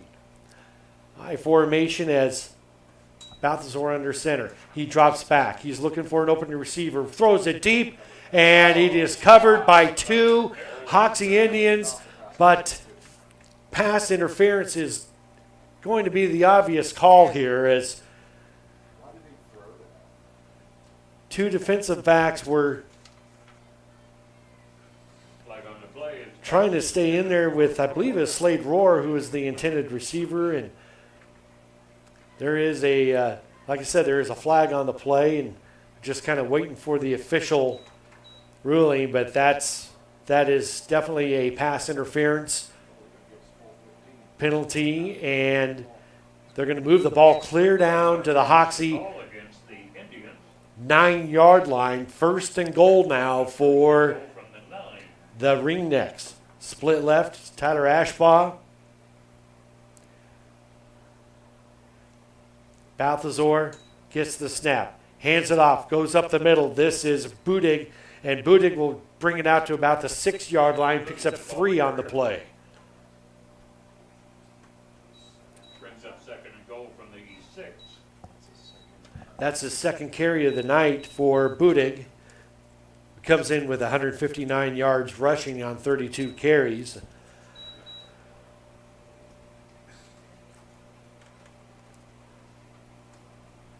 See what kind of play Coach Davian draws up here to get the Ringnecks back in the end zone. It's going to be a handoff, breaks it out to the left. That's again Budig, and Budig will be spun out of bounds at the just outside the 5-yard line. Stopping there for Hoxie is Caden Beckman, the senior, and that'll bring up 3rd down and 5 as we are now under 9 minutes left to go in the 3rd quarter. 3rd and goal from the 5. There's a missed exchange there between Balthazar and his center, Presley, and Balthazar is able to jump on it, but it's going to bring up fourth down. Well, after the pile unloads, Hoxie ends up with the football. So a costly turnover for Hill City is Porter Meyer.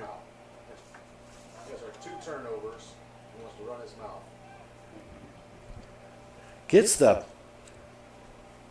fumble recovery in there, and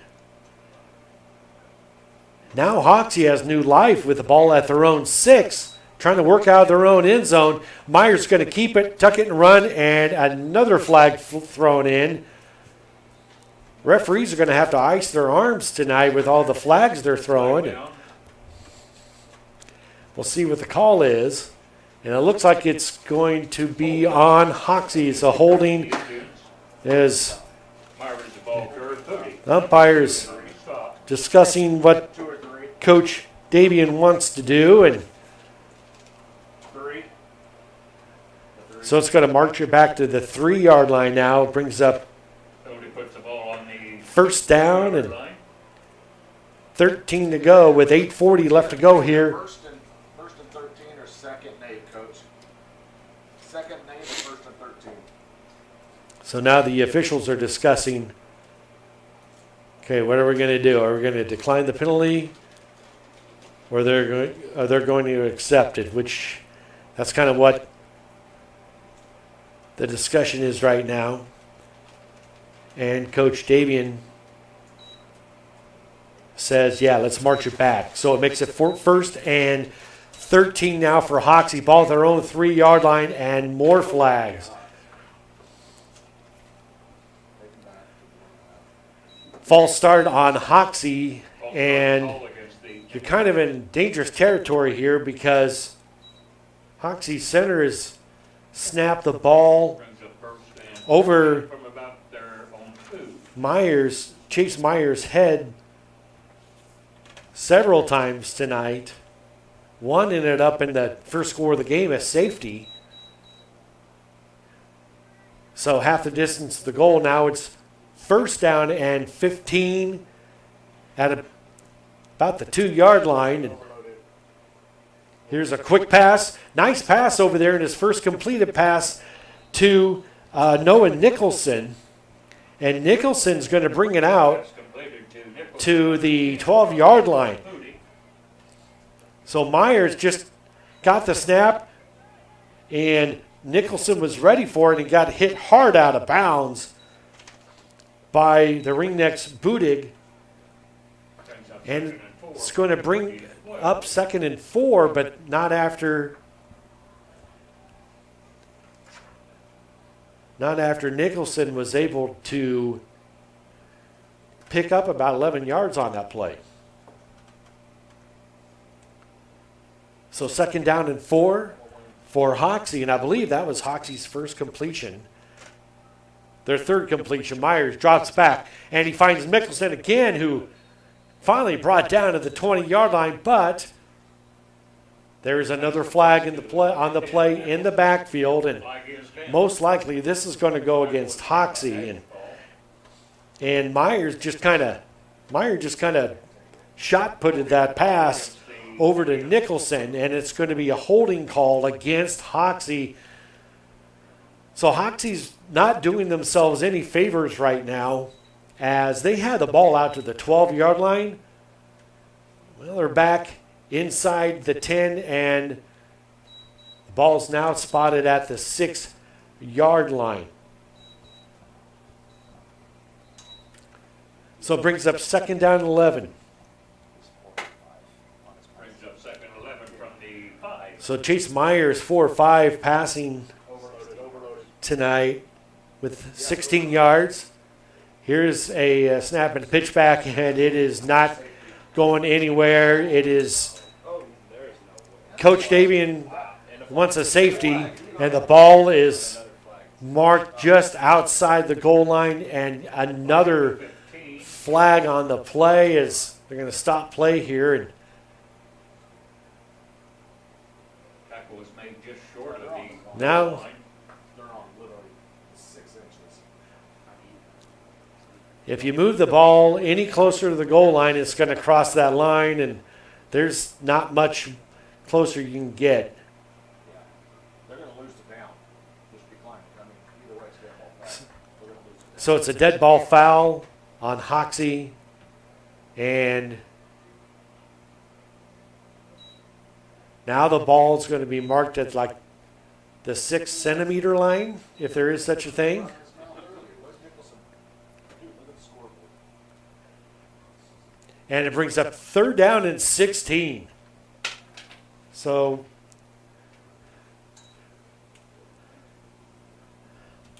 Hoxie was close to giving up 2 points on another safety. Here's a snap. And the pass is caught, and a nice job by the Hill City Ringnex defense as the pass was completed to Griffin Zur. Zur tried to break out of that ankle tackle, just was not able to get it, but they do get the ball out, well, now to the 8-yard line, and so a little bit more room for Hoxie to punt the ball. And Hoxie just can't get anything going tonight offensively.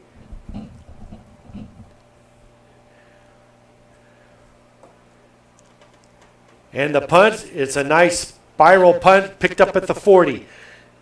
And runs over his would-be tackler, is Balthazar. He lowers his head, and he bowls himself out to the 21-yard line. 23 in on the hit.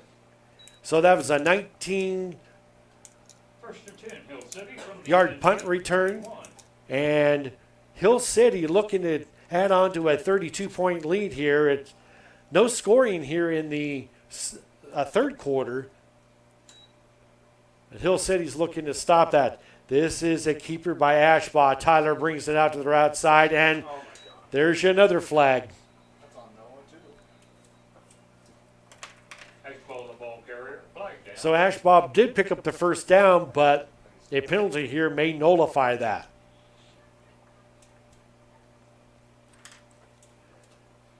So that stops the clock at 6:30 in the third period. Personal foul on Hoxie. And so do they add this to the end of the run? Ball inside the 5, brings up first and And goal. so the ball's inside the 5 now. First and goal for Hill City as Briggs Bourne comes out of the ball game. Ryan booted back in the backfield alongside Balthazar is Slade Roar. Balthazar is going to keep it. Roar is wide open, and it is touchdown. That is not Roar. That is Vincent Zoner. And Zoner gets his second touchdown catch of the night and the second touchdown pass of the night for Balthazar. So with 6:04 left to go here in the third quarter,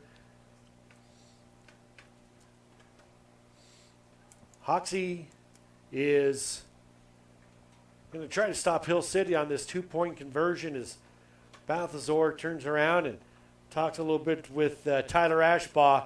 Balthazar is going to tuck it. You're looking for a receiver. It is tipped and incomplete and no flag. So it's 44-6 now. Hill City with the lead. 6:04 left to go here in the third quarter. You are watching Game Time on Nex-Tech Local 1. No matter who you are, the Hayes Rec Commission is for you. There's leisure programs for all ages. There's a wellness center that works for anyone at any level. Youth and adult sports, aquatics, and great facilities for any event. Go to hazerec.org to see the list of activities and sign up. Here are some of the upcoming activities. We're still having fun. Hayes Rec's the one. We are still the one.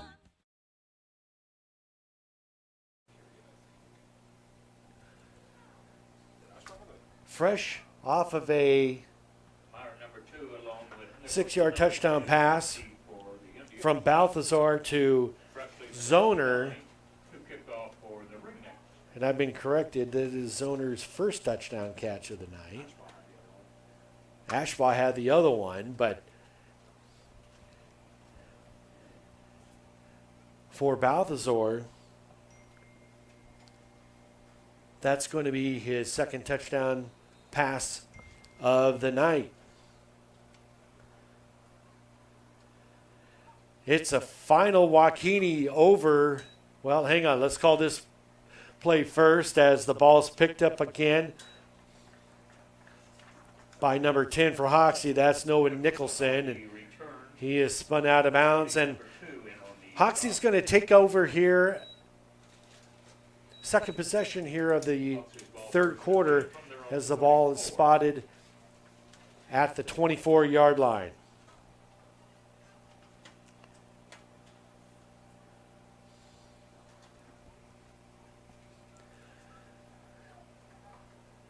Two receivers split left for Hoxie. Here's the snap back. Myers passing, finds his receiver.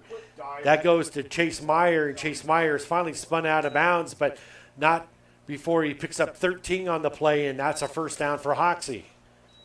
Pass completed to Meyer. First down, Hoxie. That pass was completed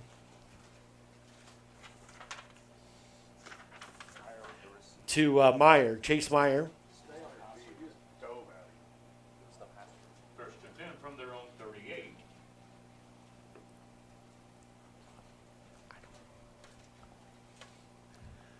So it's now first down for Hoxie as Epp is the quarterback in there now.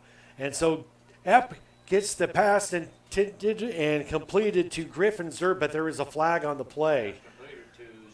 So that would make sense why Chase Meyer caught the pass on the play before that, because Epp, who is a 5'9", 150-pound freshman, is in the ball game at quarterback. He's thrown 8 times this year, 34 yards, no touchdowns, but it's a huge penalty against Hill City here, and so it'll now be first and 10 for Hoxie at the Hill City 28-yard line with about 5.5 left to go here in the third quarter, and Hoxie trying to punch this ball into the end zone for the first time offensively tonight. Their only score was a kickoff return for a touchdown as Epp drops back and he finds Meyer. Meyer on the left side, and so Epp is no longer receiving. He is now the quarterback, and Meyer's no longer quarterback. He's now the receiver, and he's caught the ball twice now in the last 3 plays that Hoxie has. That Hoxie has run. Keysweater with a stop on there for the Ringnecks, and it's second down, and let's call it 3, a long 3 now for Hoxie as they have the ball just outside the Hill City 20-yard line. All by himself is Epp in the backfield, snap back. He's getting pressured. He throws it deep in the corner of the end zone, looking for Meyer, incomplete, and brings up third down and 3. So Gage Epp, 5'9", 150-pound freshman.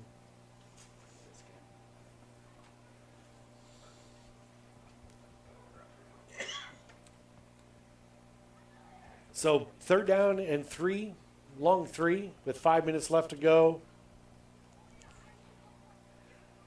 Epp gets the snap, hands it off, breaks it to the left, and right back up the middle is Noah Mickelson.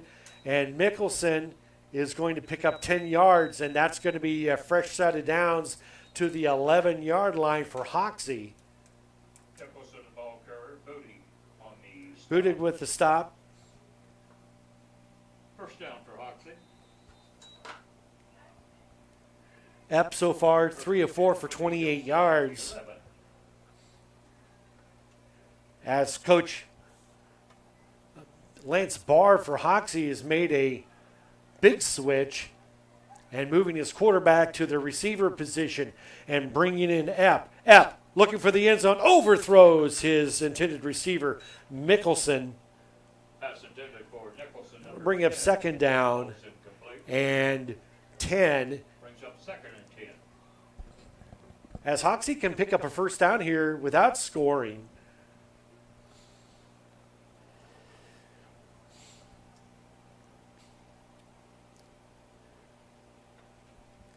So Griffin Zer, the new, Gage Epp is the new quarterback. That's the second incompletion since he was brought in a quarterback. Meyer in motion.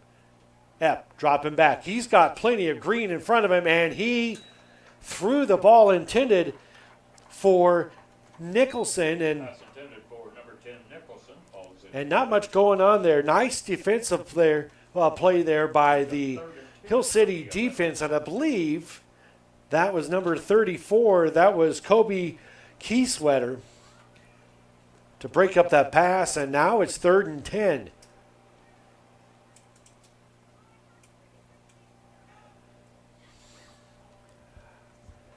So up in the backfield alongside Nicholson, and there is a pass, and it is incomplete, but there is a flag on the play. Hill City's Tate Balthazar was on the coverage on that pass, and Zone. Passes where the flag is laying, it looks like this may be a pass interference call. Wait for the official word here.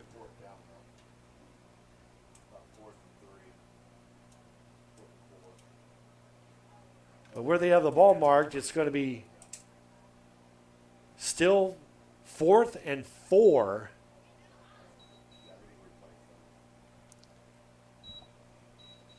brings up 3rd and 4. From Okay, now they changed it to 3rd and 4. Okay. So Epp, handoff, and he is nailed right off the bat. Big Slade Roar with a big stick on Chase Meyer, and Meyer will lose a couple of yards on that, and now it's 4th down. 4th down and 8 Bowman, number 23, along with Roar, number 18. to go for Hoxie, and boy, what a stick there Back to the 8. Brings up for by Slade Roar, 5'9", 172-pound junior. F back to pass, looking to the corner of the end zone, and he finds Meyer for the touchdown. No flag on the play, touchdown Hoxie. Pass completed to Meyer, number 2 in the end zone. and Meyer gets his first receiving touchdown of the season, and Epp gets his first passing touchdown of the season. And so it's 44-12 now, and Hoxie's going to go for 2, obviously, and you kind of see a little bit of shift here for Hoxie with Epic quarterback. He throws it into the end zone, and it is a 2-point conversion. That was Noah Mickelson coming down to the grass to pick up that pass, 2-point conversion. and the 2-point conversion is good. 3:54 remaining. There's still 3:54 left to go here in the third quarter, but Hoxie's starting to show a little bit of life there on that far sideline. We're going to take a break. We'll be right back. You're watching Game Time on Nex-Tech Local 1.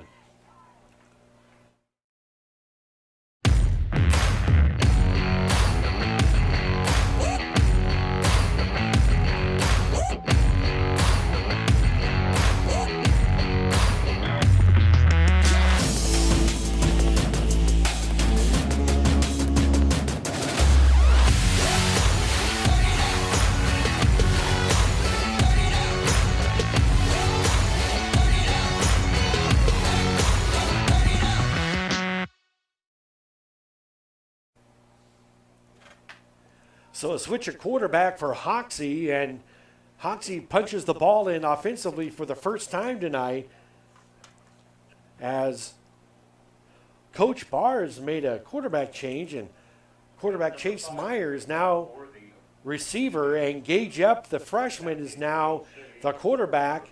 And Epp was able to connect with Noah Mickelson. Nicholson got the two-pointer, but Meyer got the touchdown reception in the corner of the end zone, and just like that, it's 44-14. Hoxie still has a long way to go.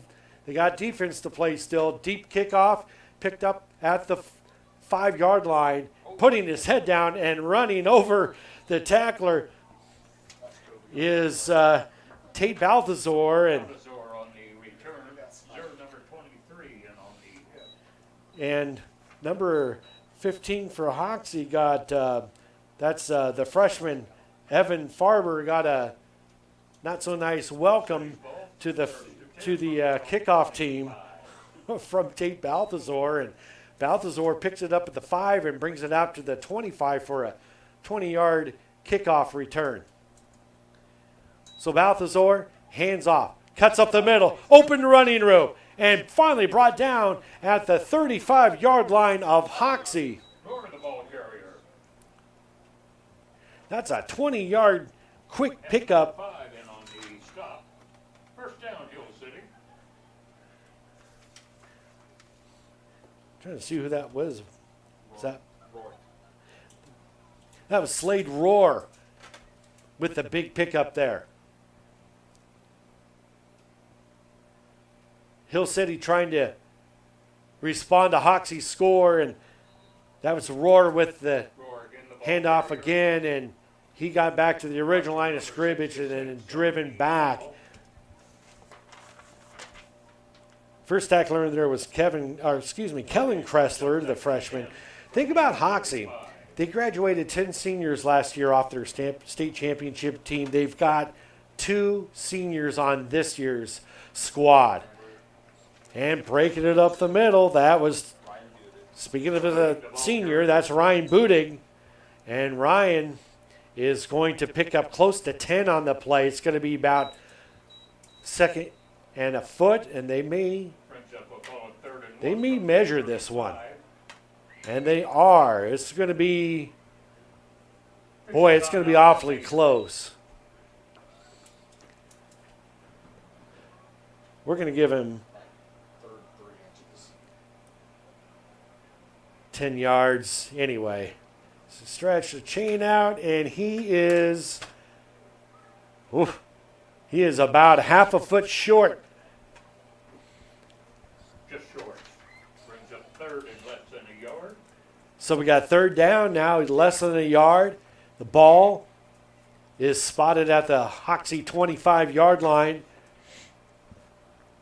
Got Budig and Balthazar in the backfield. Balthazar gets the snap, spins out of a would-be sack, and breaks another tackle, cuts it out to the left. He cuts back in the middle, and he is into the end zone for the touchdown. Knocks over the pylon. But there is a flag on the play, and the referee says, come on back.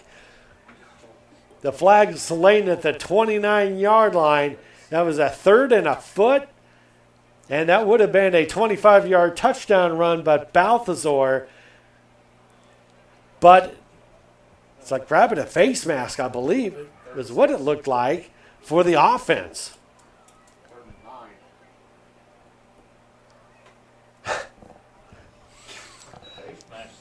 I'm not sure what to think here. So many touchdowns brought back by penalties, and I would love to hear what Coach Davian is saying right now. Handoff up the middle. This goes to Slade Roar, and they needed about 10, and Roar picked up about 4. Hill City at 247 yards, but they would probably have well over 300 yards if it weren't for all the penalties. That touchdown run that was called back was 25, but it's fourth. They're going to call it 5 now. Ball out just outside the 30-yard line. Balthazar gets the snap, looking for his receiver, flings it. What a catch! What a catch over there by Tyler Ashbaugh. Pass completed to Ashbaugh, number 11. And that's going to be a first down. Ashbaugh was almost laying down when he caught that. Wasn't the best pass, but it was good enough because Ashbaugh was able to snag that in. Now Ashbaugh is in the backfield. Ashbaugh is going to take it. He's to the right, cuts it up the middle. 10-5, touchdown. Touchdown, Hill City. 22-yard touchdown run for Ashbaugh.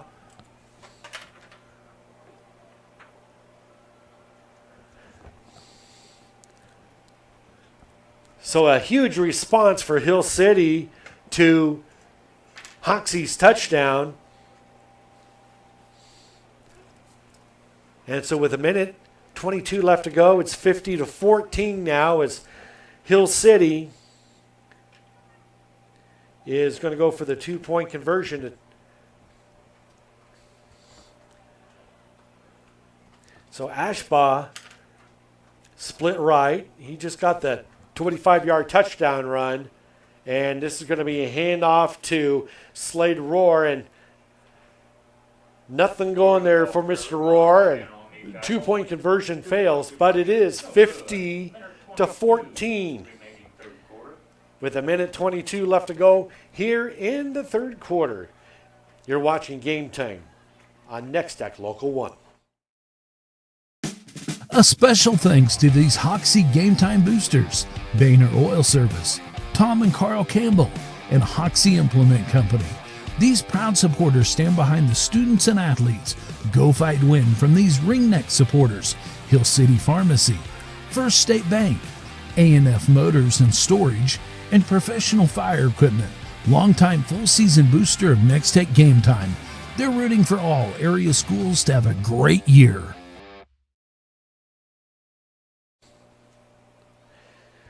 Tyler Ashbaugh with the 25-yard touchdown run. 2-point conversion failed, but Tyler Ashbaugh tonight has 116 yards on 13 carries, 4 total, if I can talk, total touchdowns tonight. Ashbaugh came into this game as the leading rusher for Hoxie. 597 yards coming into the night's game, 9.3 yards per carry with 11 touchdowns.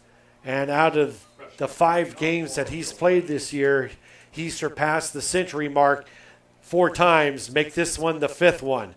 A little squib kick, and that really caught Hoxie off guard as it is finally trapped by Porter Meyer, but not until the ball rolled down to the 15-yard line. As I was saying earlier, Hoxie graduated 10 seniors last year. They only have 2 seniors on their squad this year. It's a very young squad. They've got about 6 juniors on the squad, but they also have 6 freshmen and 4 sophomores. So it's a young and inexperienced squad for the Hoxie Indians. So Hoxie has the ball now at their 15. Epp drops back, throws it, and incomplete. And there's an injured player, and there's an injured ref on the field.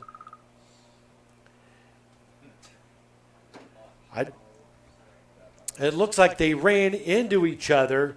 The referee is up and trying to walk it off, but trying to find out who the injured Hoxie player is down there. Just one of those unfortunate things about football is there's so many bodies flying around that sometimes it's going to happen. Meyer is the injured player. He's helped up, and he is limping pretty heavily, and you would think Coach Barr is going to pull him out for... Yeah, well, Coach Barr is out there on the field. Actually, that's one of their assistant coaches, and they're going to take... Yeah, they're going to take Meyer off the field. Meyer was moved from quarterback to wide receiver earlier in this quarter. Gage Epp, the freshman, has been actually pretty efficient.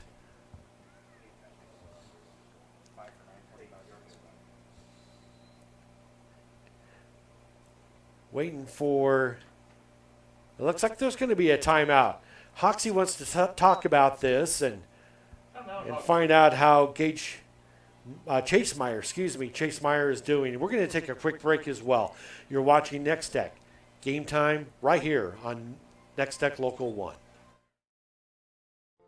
Here at Mapes & Miller, we take care of your finances, allowing you time to take care of your business, farm, and personal lives. We offer financial services, including tax prep, bookkeeping, payroll, and auditing. We offer services to farmers, ranchers, small businesses, and more. By coming to us, you will be able to spend more time at your business and with your families. It's not what you make, it's what you keep.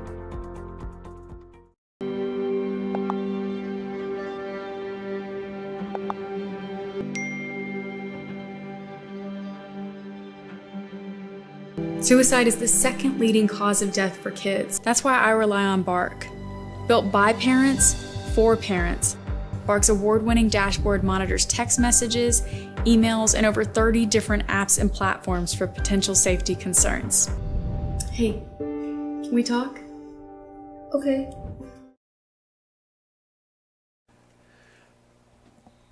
Play resumes here in the third quarter, 50-14. Hoxie with the lead and had an injured ref and an injured player. Here's a screen pass up the middle and well read there by the defense of the Ringnecks. Briggs Bourne was in there on the stop, and there's a flag on the play.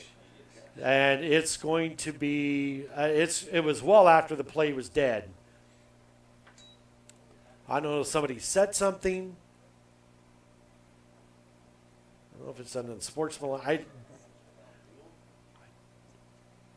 I'm not sure what the issue is. Oh, they're waving off the flag. No flag on the play.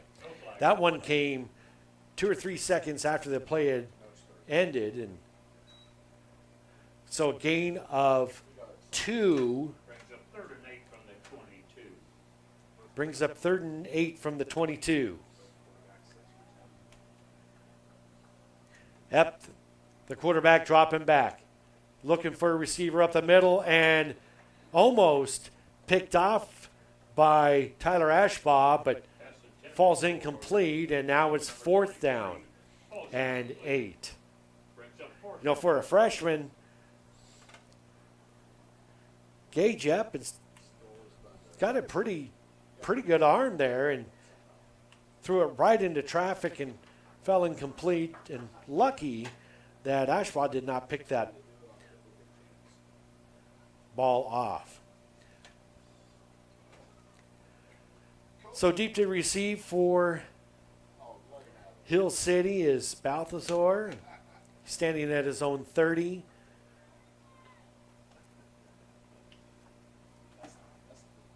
They're going to run on offensive plays, is Hoxie. Back to pass is Epp. He is being pressured, rolls out to his right, throws across the field, and it is incomplete. He's got a good arm, but throwing across the field was very, very dangerous. That pass was intended to Watkins, Simon Watkins, and that's a turnover on downs for Hoxie as we're at 32 seconds left to go in the third quarter. Hill City has great field possession at the 27 of Hoxie. Balthazar is going to keep this, and he is going to cross the 10 down to the 9-yard line. He's going to pick up 8 on that play, and that's probably going to be the last play of the third quarter as Hill City looking to climb on a 50-14 lead, and Hill City wants to run a play with 5 seconds left on the game clock. Handoff up the middle and carrying 2 tacklers and down at the 1-yard line.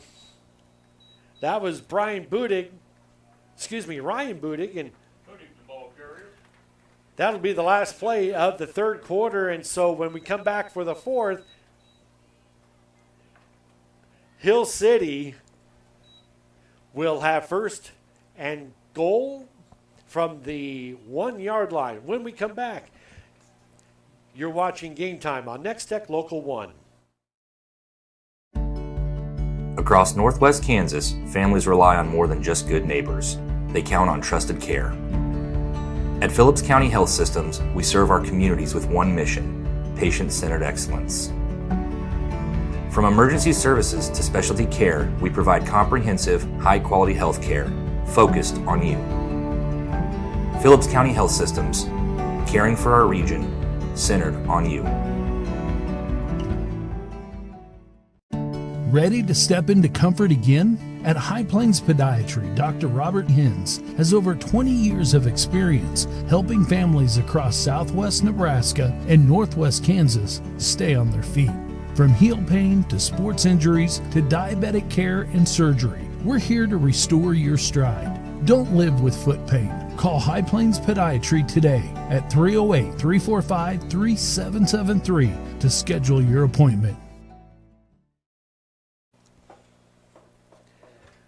We're ready to start the fourth quarter here in Hill City, and Hill City's been in control this entire ball game, and they now have the ball at the 1 yard line of Hoxie, up 50-14, just starting the fourth quarter.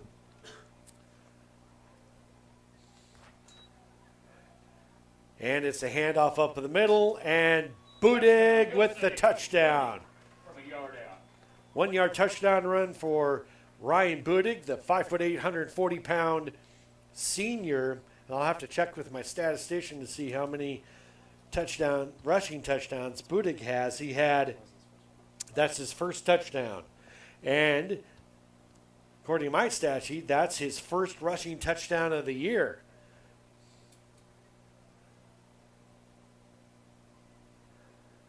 So Budig from 1 yard out, just starting the fourth quarter here. 10 seconds. 5, 4,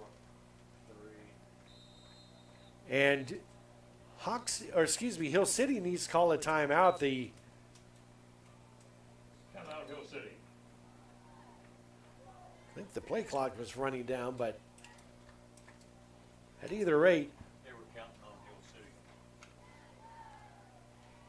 Hill City's going to be going for a 2-point conversion here in just a second. But imagine you debating or marching before hundreds of people.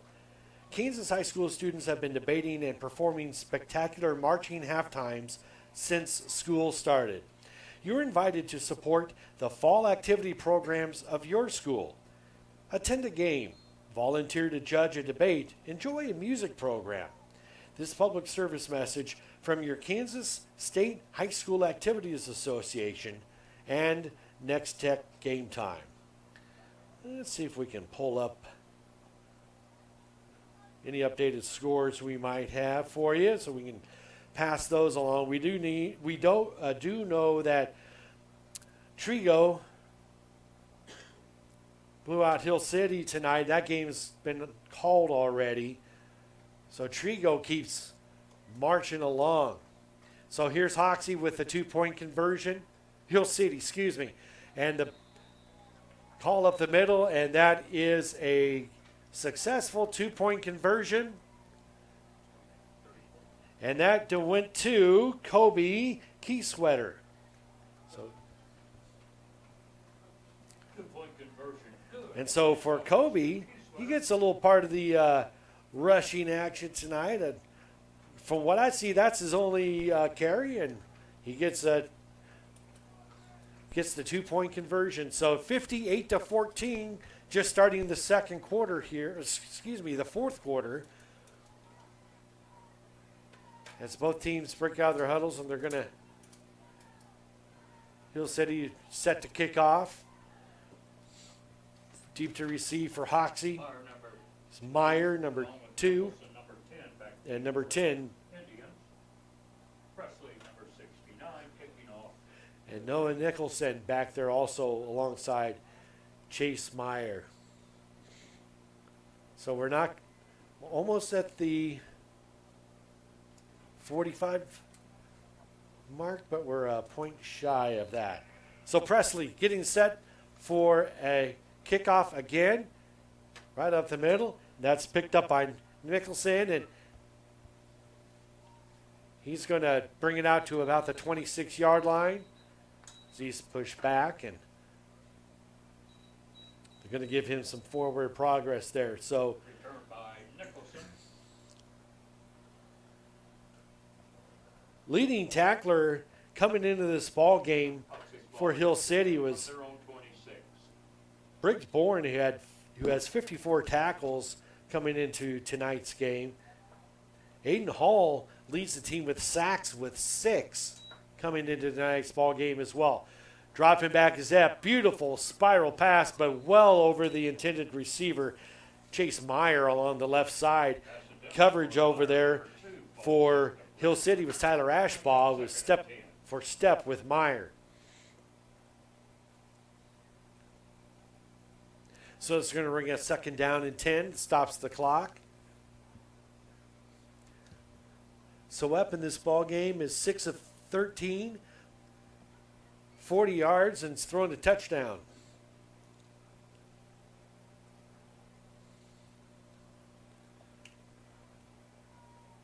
Meyer in motion. He gets the handoff.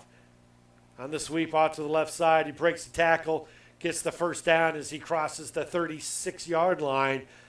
And that's a first down for Hoxie, and Our number 2, the ball gives carrier. them Roar number a fresh 18 set of on the tackle. downs. Roar with a stop over there. Slade Roar comes into this ballgame with 51 tackles, and we kind of lost track of how many he has. From their own 36. But Roar is second on the team with interceptions. Epp back to pass. He finds his open receiver, and another 5-6 yards picked up there by Griffin Zur. And Hoxie's starting to pick up the tempo a little bit. Zur, the sophomore, Chase Bell, number 21 on the comes into the ball game leading the Indians in receiving with 241 yards and 4 touchdowns. As they cross the midfield stripe, and they are marking the ball at the 39-yard line of Hill City. In the backfield with Epp is Noah Nicholson.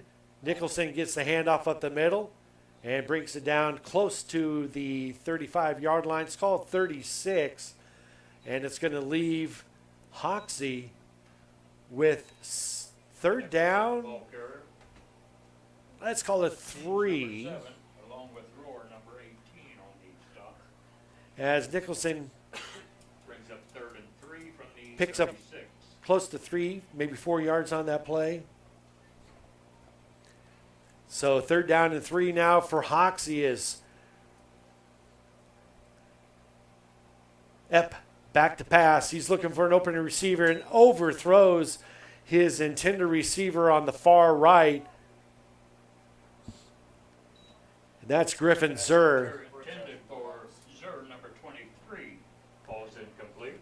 Ryan Budig over there on the coverage, and not much Brings up 4th. there. So it's going to bring up 4th down and 3 from the Hill City 36-yard line. We're under the 10-minute mark left to go in the ball game.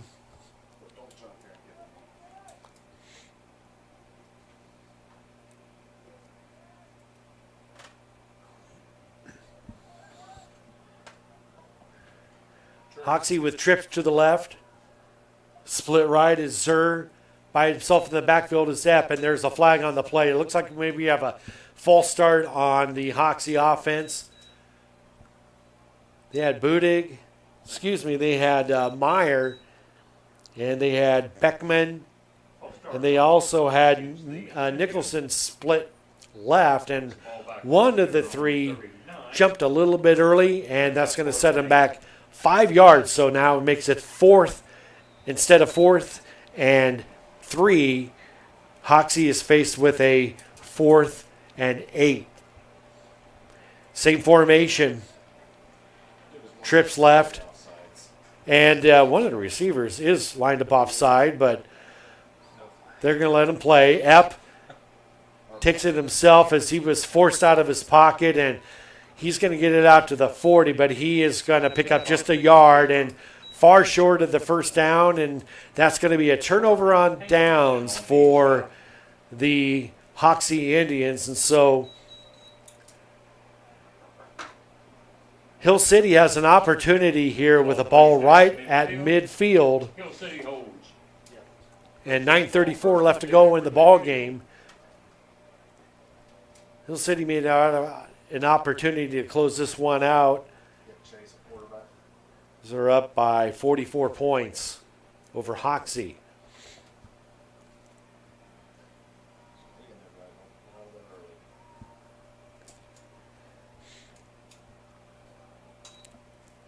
Here's a handoff up the middle. So we've got a new quarterback. That's Chase Bell, the junior. And with the carry And off to Roar number is Roar. Slade Roar has gotten the rock a lot tonight. He picks up, let's call it 5 on that play. brings up So second and again, Bell is the quarterback under center now for Hill City. I formation. Here's a handoff to the left side. He's going to break it out. This is Budig. He's at the 15, 10, 5. Touchdown. 2 flags on the But play. guess what? Moody's on There's the flags on the play. carry. Stop me if you've heard this already tonight. So what should have been or could have been a 36-yard touchdown run is wiped off the books, and it's going to be a holding call on Hill City.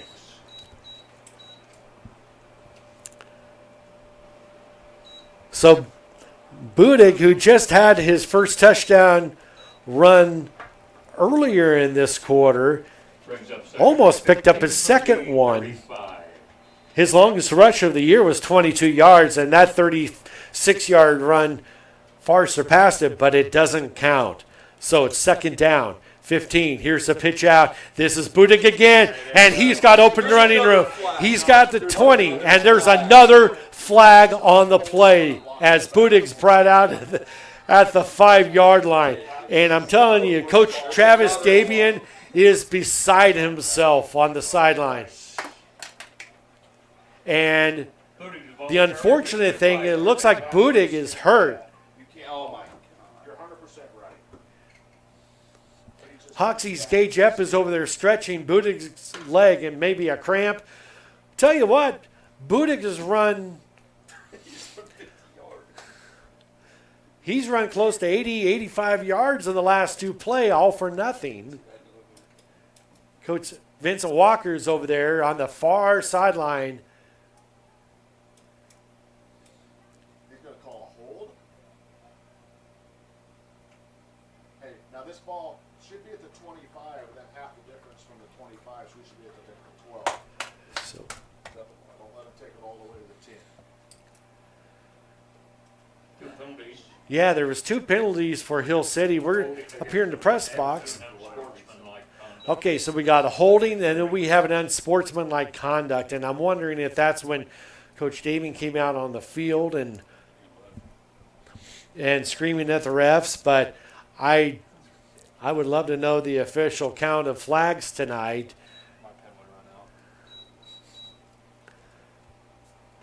So Hill City's scored 2 touchdowns, almost 2 touchdowns in the last 2 plays, but they don't count. And so they are clear back at their own 13-yard line.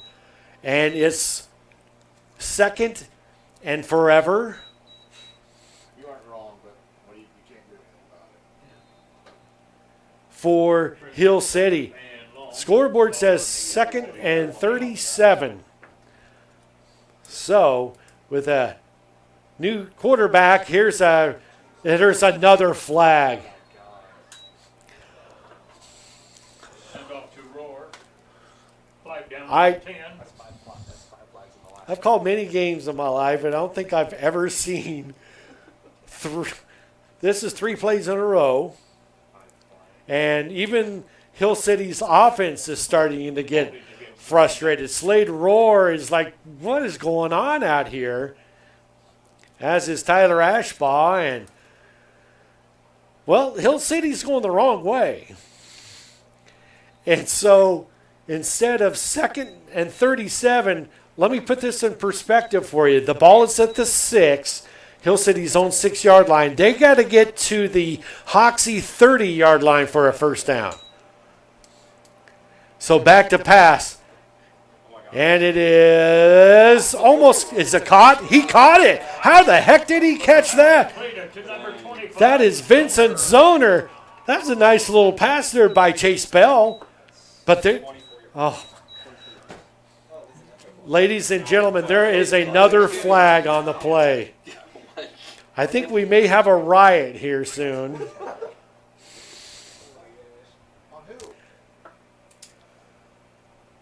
Three huge plays nullified.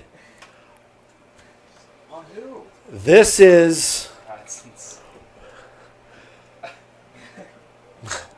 even the fans are looking at each other, and the Hill City fans over here on the home side, all they can just sit there and just laughs like, what's going on here? Penalty against the Ringneck, puts the ball back on their own 16. So the ball is spotted at the 16, and I'm not sure what the penalty was, but maybe it was the ineligible receiver. So Chase Bell's got his. There's another flag. That's five. That's what, 5, 6 plays? That's 5 or 6. That's 5. 5 plays in a row. 5 plays in a row where there is a flag. Delay of game on Hill City. This has to be on purpose. All 5 of them have been against So Hill City again, as well. against the Ringnecks. So that's going to mark it down, back down to the 11-yard line, and 3rd down and 40, I think is the official. So this is going to be a keeper by Chase Bell, and he gains maybe 2 yards. And guess what? There's no flags. Held on the keeper. So 4th down and Brings up 4th and long. long. We're just going to call it long. And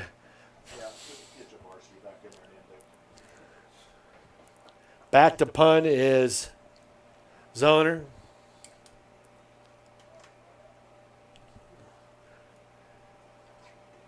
Six foot five senior. He gets a punt off. It's a short one, and it takes a Hoxie bounce, and finally down by Hill City at their own 34-yard line. Well, that was an interesting series.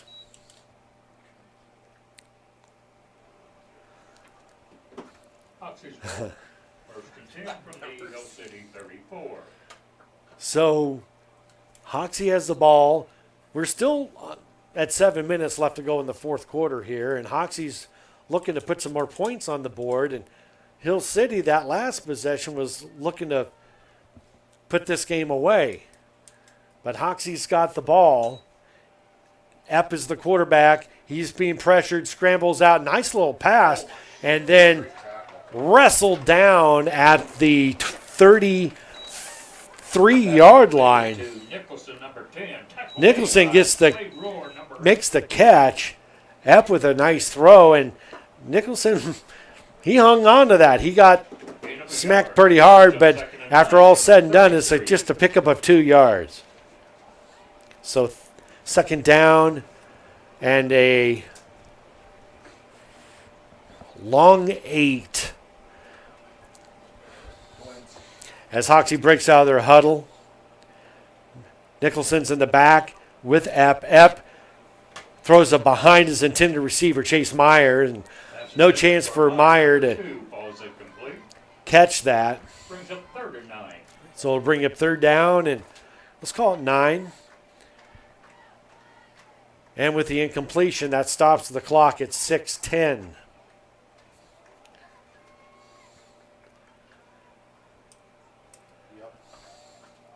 So Meyer in the backfield. He's going to get the pitch out, takes it left, cuts it back in the middle, cuts back left, bounces off a few tackles, and is brought out to the 31-yard line, but he is still going to be about 6 yards short of the first down. So it's going to bring up fourth down for Hoxie. Rower in on the stop. Brings up City 31. Fourth, and they're going to call it 5 from the 31. Hoxie's been very more efficient with Epp at their quarterback and moving Chase Meyer outside of the receiver position. Obvious throwing play here, and pass intended for Griffin Zur, and it bounces off his face mask, and actually Gage Epp, the quarterback, is on the field, and I think he's got some crampage there as his teammates are working on his leg. Coach Barr out, or maybe he's the trainer. I'm not sure which one, but it looks like Gage is going to be okay, thankfully, as they pick him up off the ground, and he gets off under his own power. And now for the second time, Hill City is going to have an opportunity to close this one out. They have the ball at their own 31-yard line.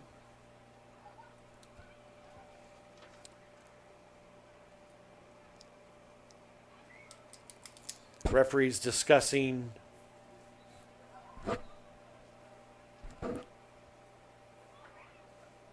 something I'm not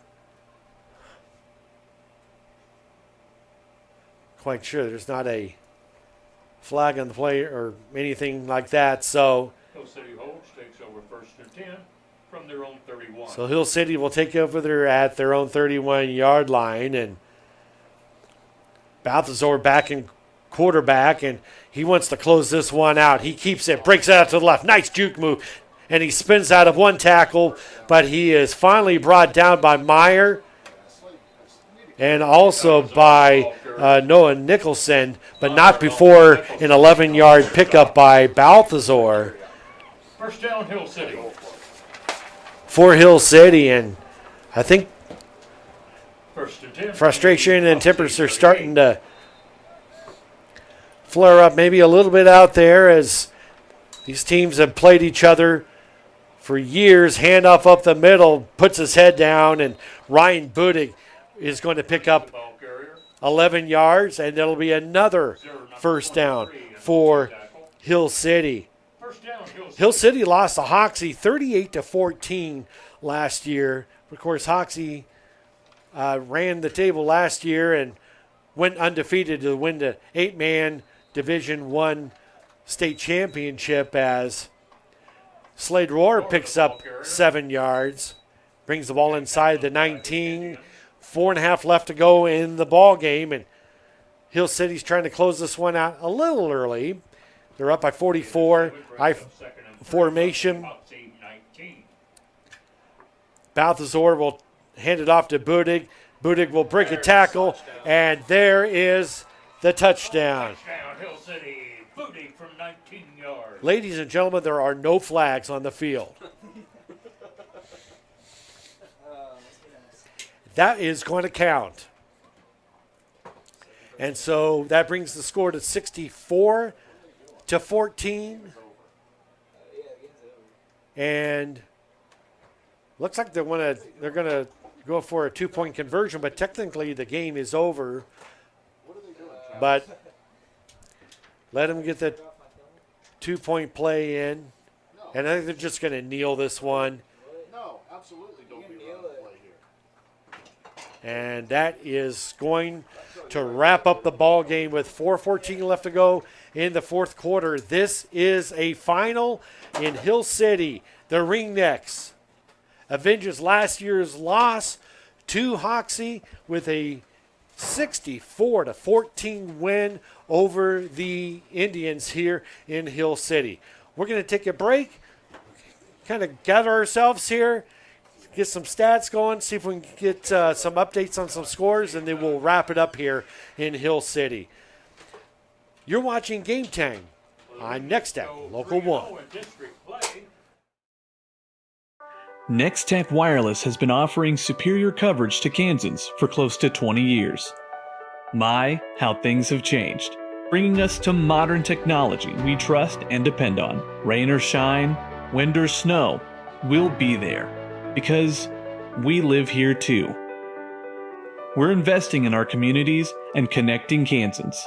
It's not a gimmick, it's our guarantee.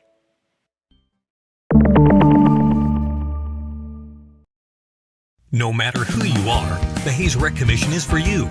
There's leisure programs for all ages. There's a wellness center that works for anyone at any level. Youth and adult sports, aquatics, and great facilities for any event. Go to hazerec.org to see the list of activities and sign up.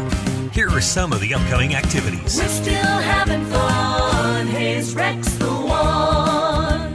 We are still the one.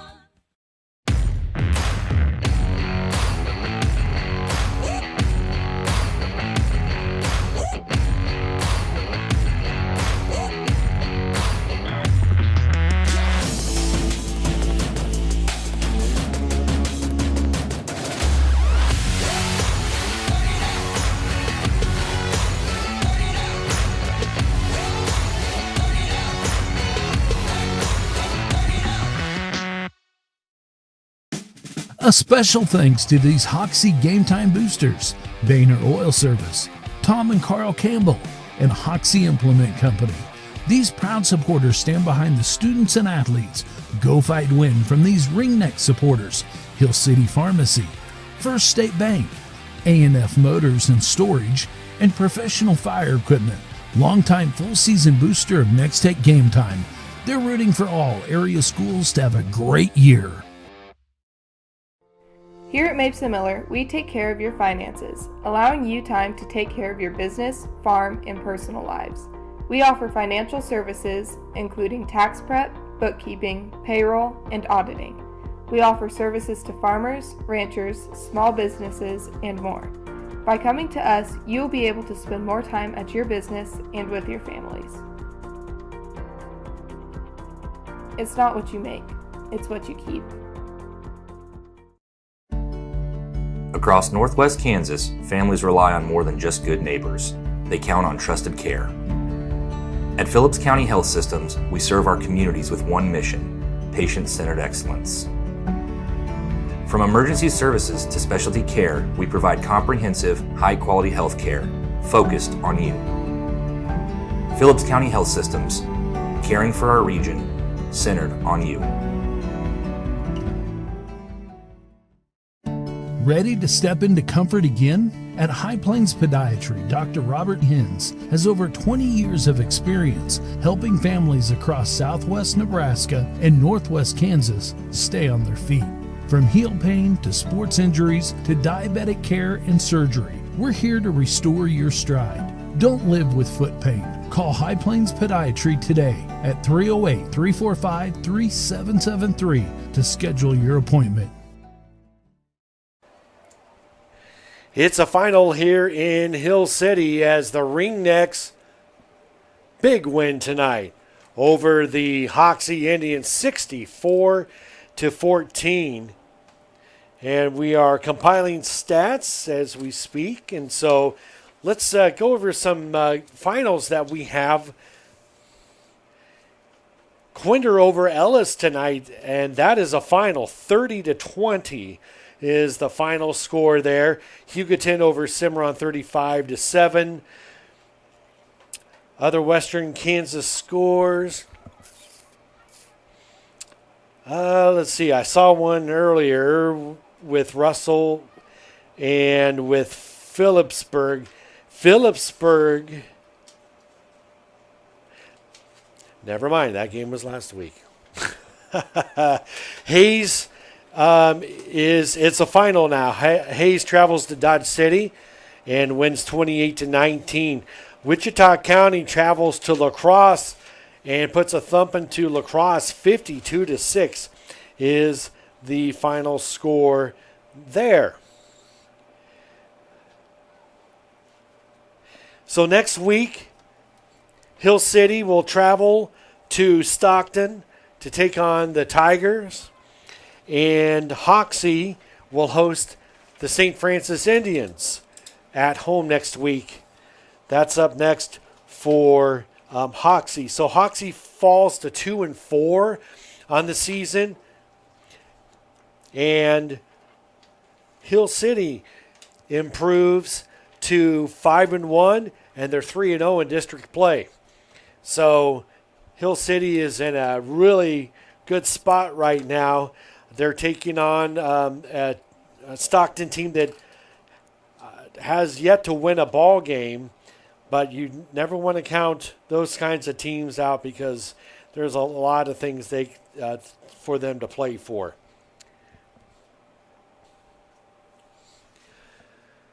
So 64-14 is your final score here in Hill City. So let's look at Hoxie's statistics. So Chase Meyer started the ball game at quarterback. He went 5 of 6 for 34 yards. But Coach Barr probably found him more efficient as a receiver as he brought in Gage Epp. Epp went 8 of 17 for 53 yards, and he also scored through a touchdown pass. Chase Meyer was the leading rusher tonight for Hoxie, 8 carries, 27 yards. Nicholson, 6 carries, 25 yards. Betts, 3 carries for 11 yards. Meyer also led all receivers, 3 catches for 30 yards. Nicholson also had 3 catches for 30 yards. And Zur had 3 catches for 27 yards. On defense, Watkins had an interception. Meyer had 3 fumble recoveries. Is that right? Okay, and Zur had 2 sacks. So for Hill City, Balthazar went 6 of 10, 70 yards, 2 touchdowns, and 1 interception. But Hill City didn't have to throw the ball much tonight. Ashbaugh, 13 carries, 116 yards, 4 total touchdowns. Rohr, 10 carries, 79 yards. Balthazar's 11 carries for 92 yards, and Budig 8 carries for 72 yards. And he also scored 2 touchdowns. Probably could have had more, but penalty flags nullified those. Receiving wise, Zoner, 4 catches, 58 yards, and a touchdown. Ashbaugh, 3 catches, 37 yards, and a touchdown. And Rohr had a catch for 27 yards. Defensively, Kieswetter, 3 sacks. He also had a safety tonight. Rohr with 2 sacks. Budig with a blocked punt return for a touchdown. And Balthazar had a 68-yard punt return for a touchdown. And that's kind of a summary of tonight's ball game. Hill City with a big win tonight, 64-14. It's been a pleasure to have you folks on with us tonight on Nex-Tech Game Time. We want to thank our sponsors, the Hayes Rec, Nex-Tech Wireless, Mapes and Miller. Also want to thank Redeemed Designs, High Plains Podiatry, the Phillips County Hospital, and Nex-Tech. Thank you for your support. That's going to do it from Hill City. I want to thank my statistician, Brendan, for keeping tabs on everything. As we always say, they're officially unofficial, but I do appreciate him keeping track of all that for me. All right, that's going to wrap it up. Steve Stoltz signing off from Hill City. The final score, Hill City Ringneck 64 and the Hoxie Indians 14. Have a great night, everybody. Thanks for watching Game Time on Nex-Tech Local 1.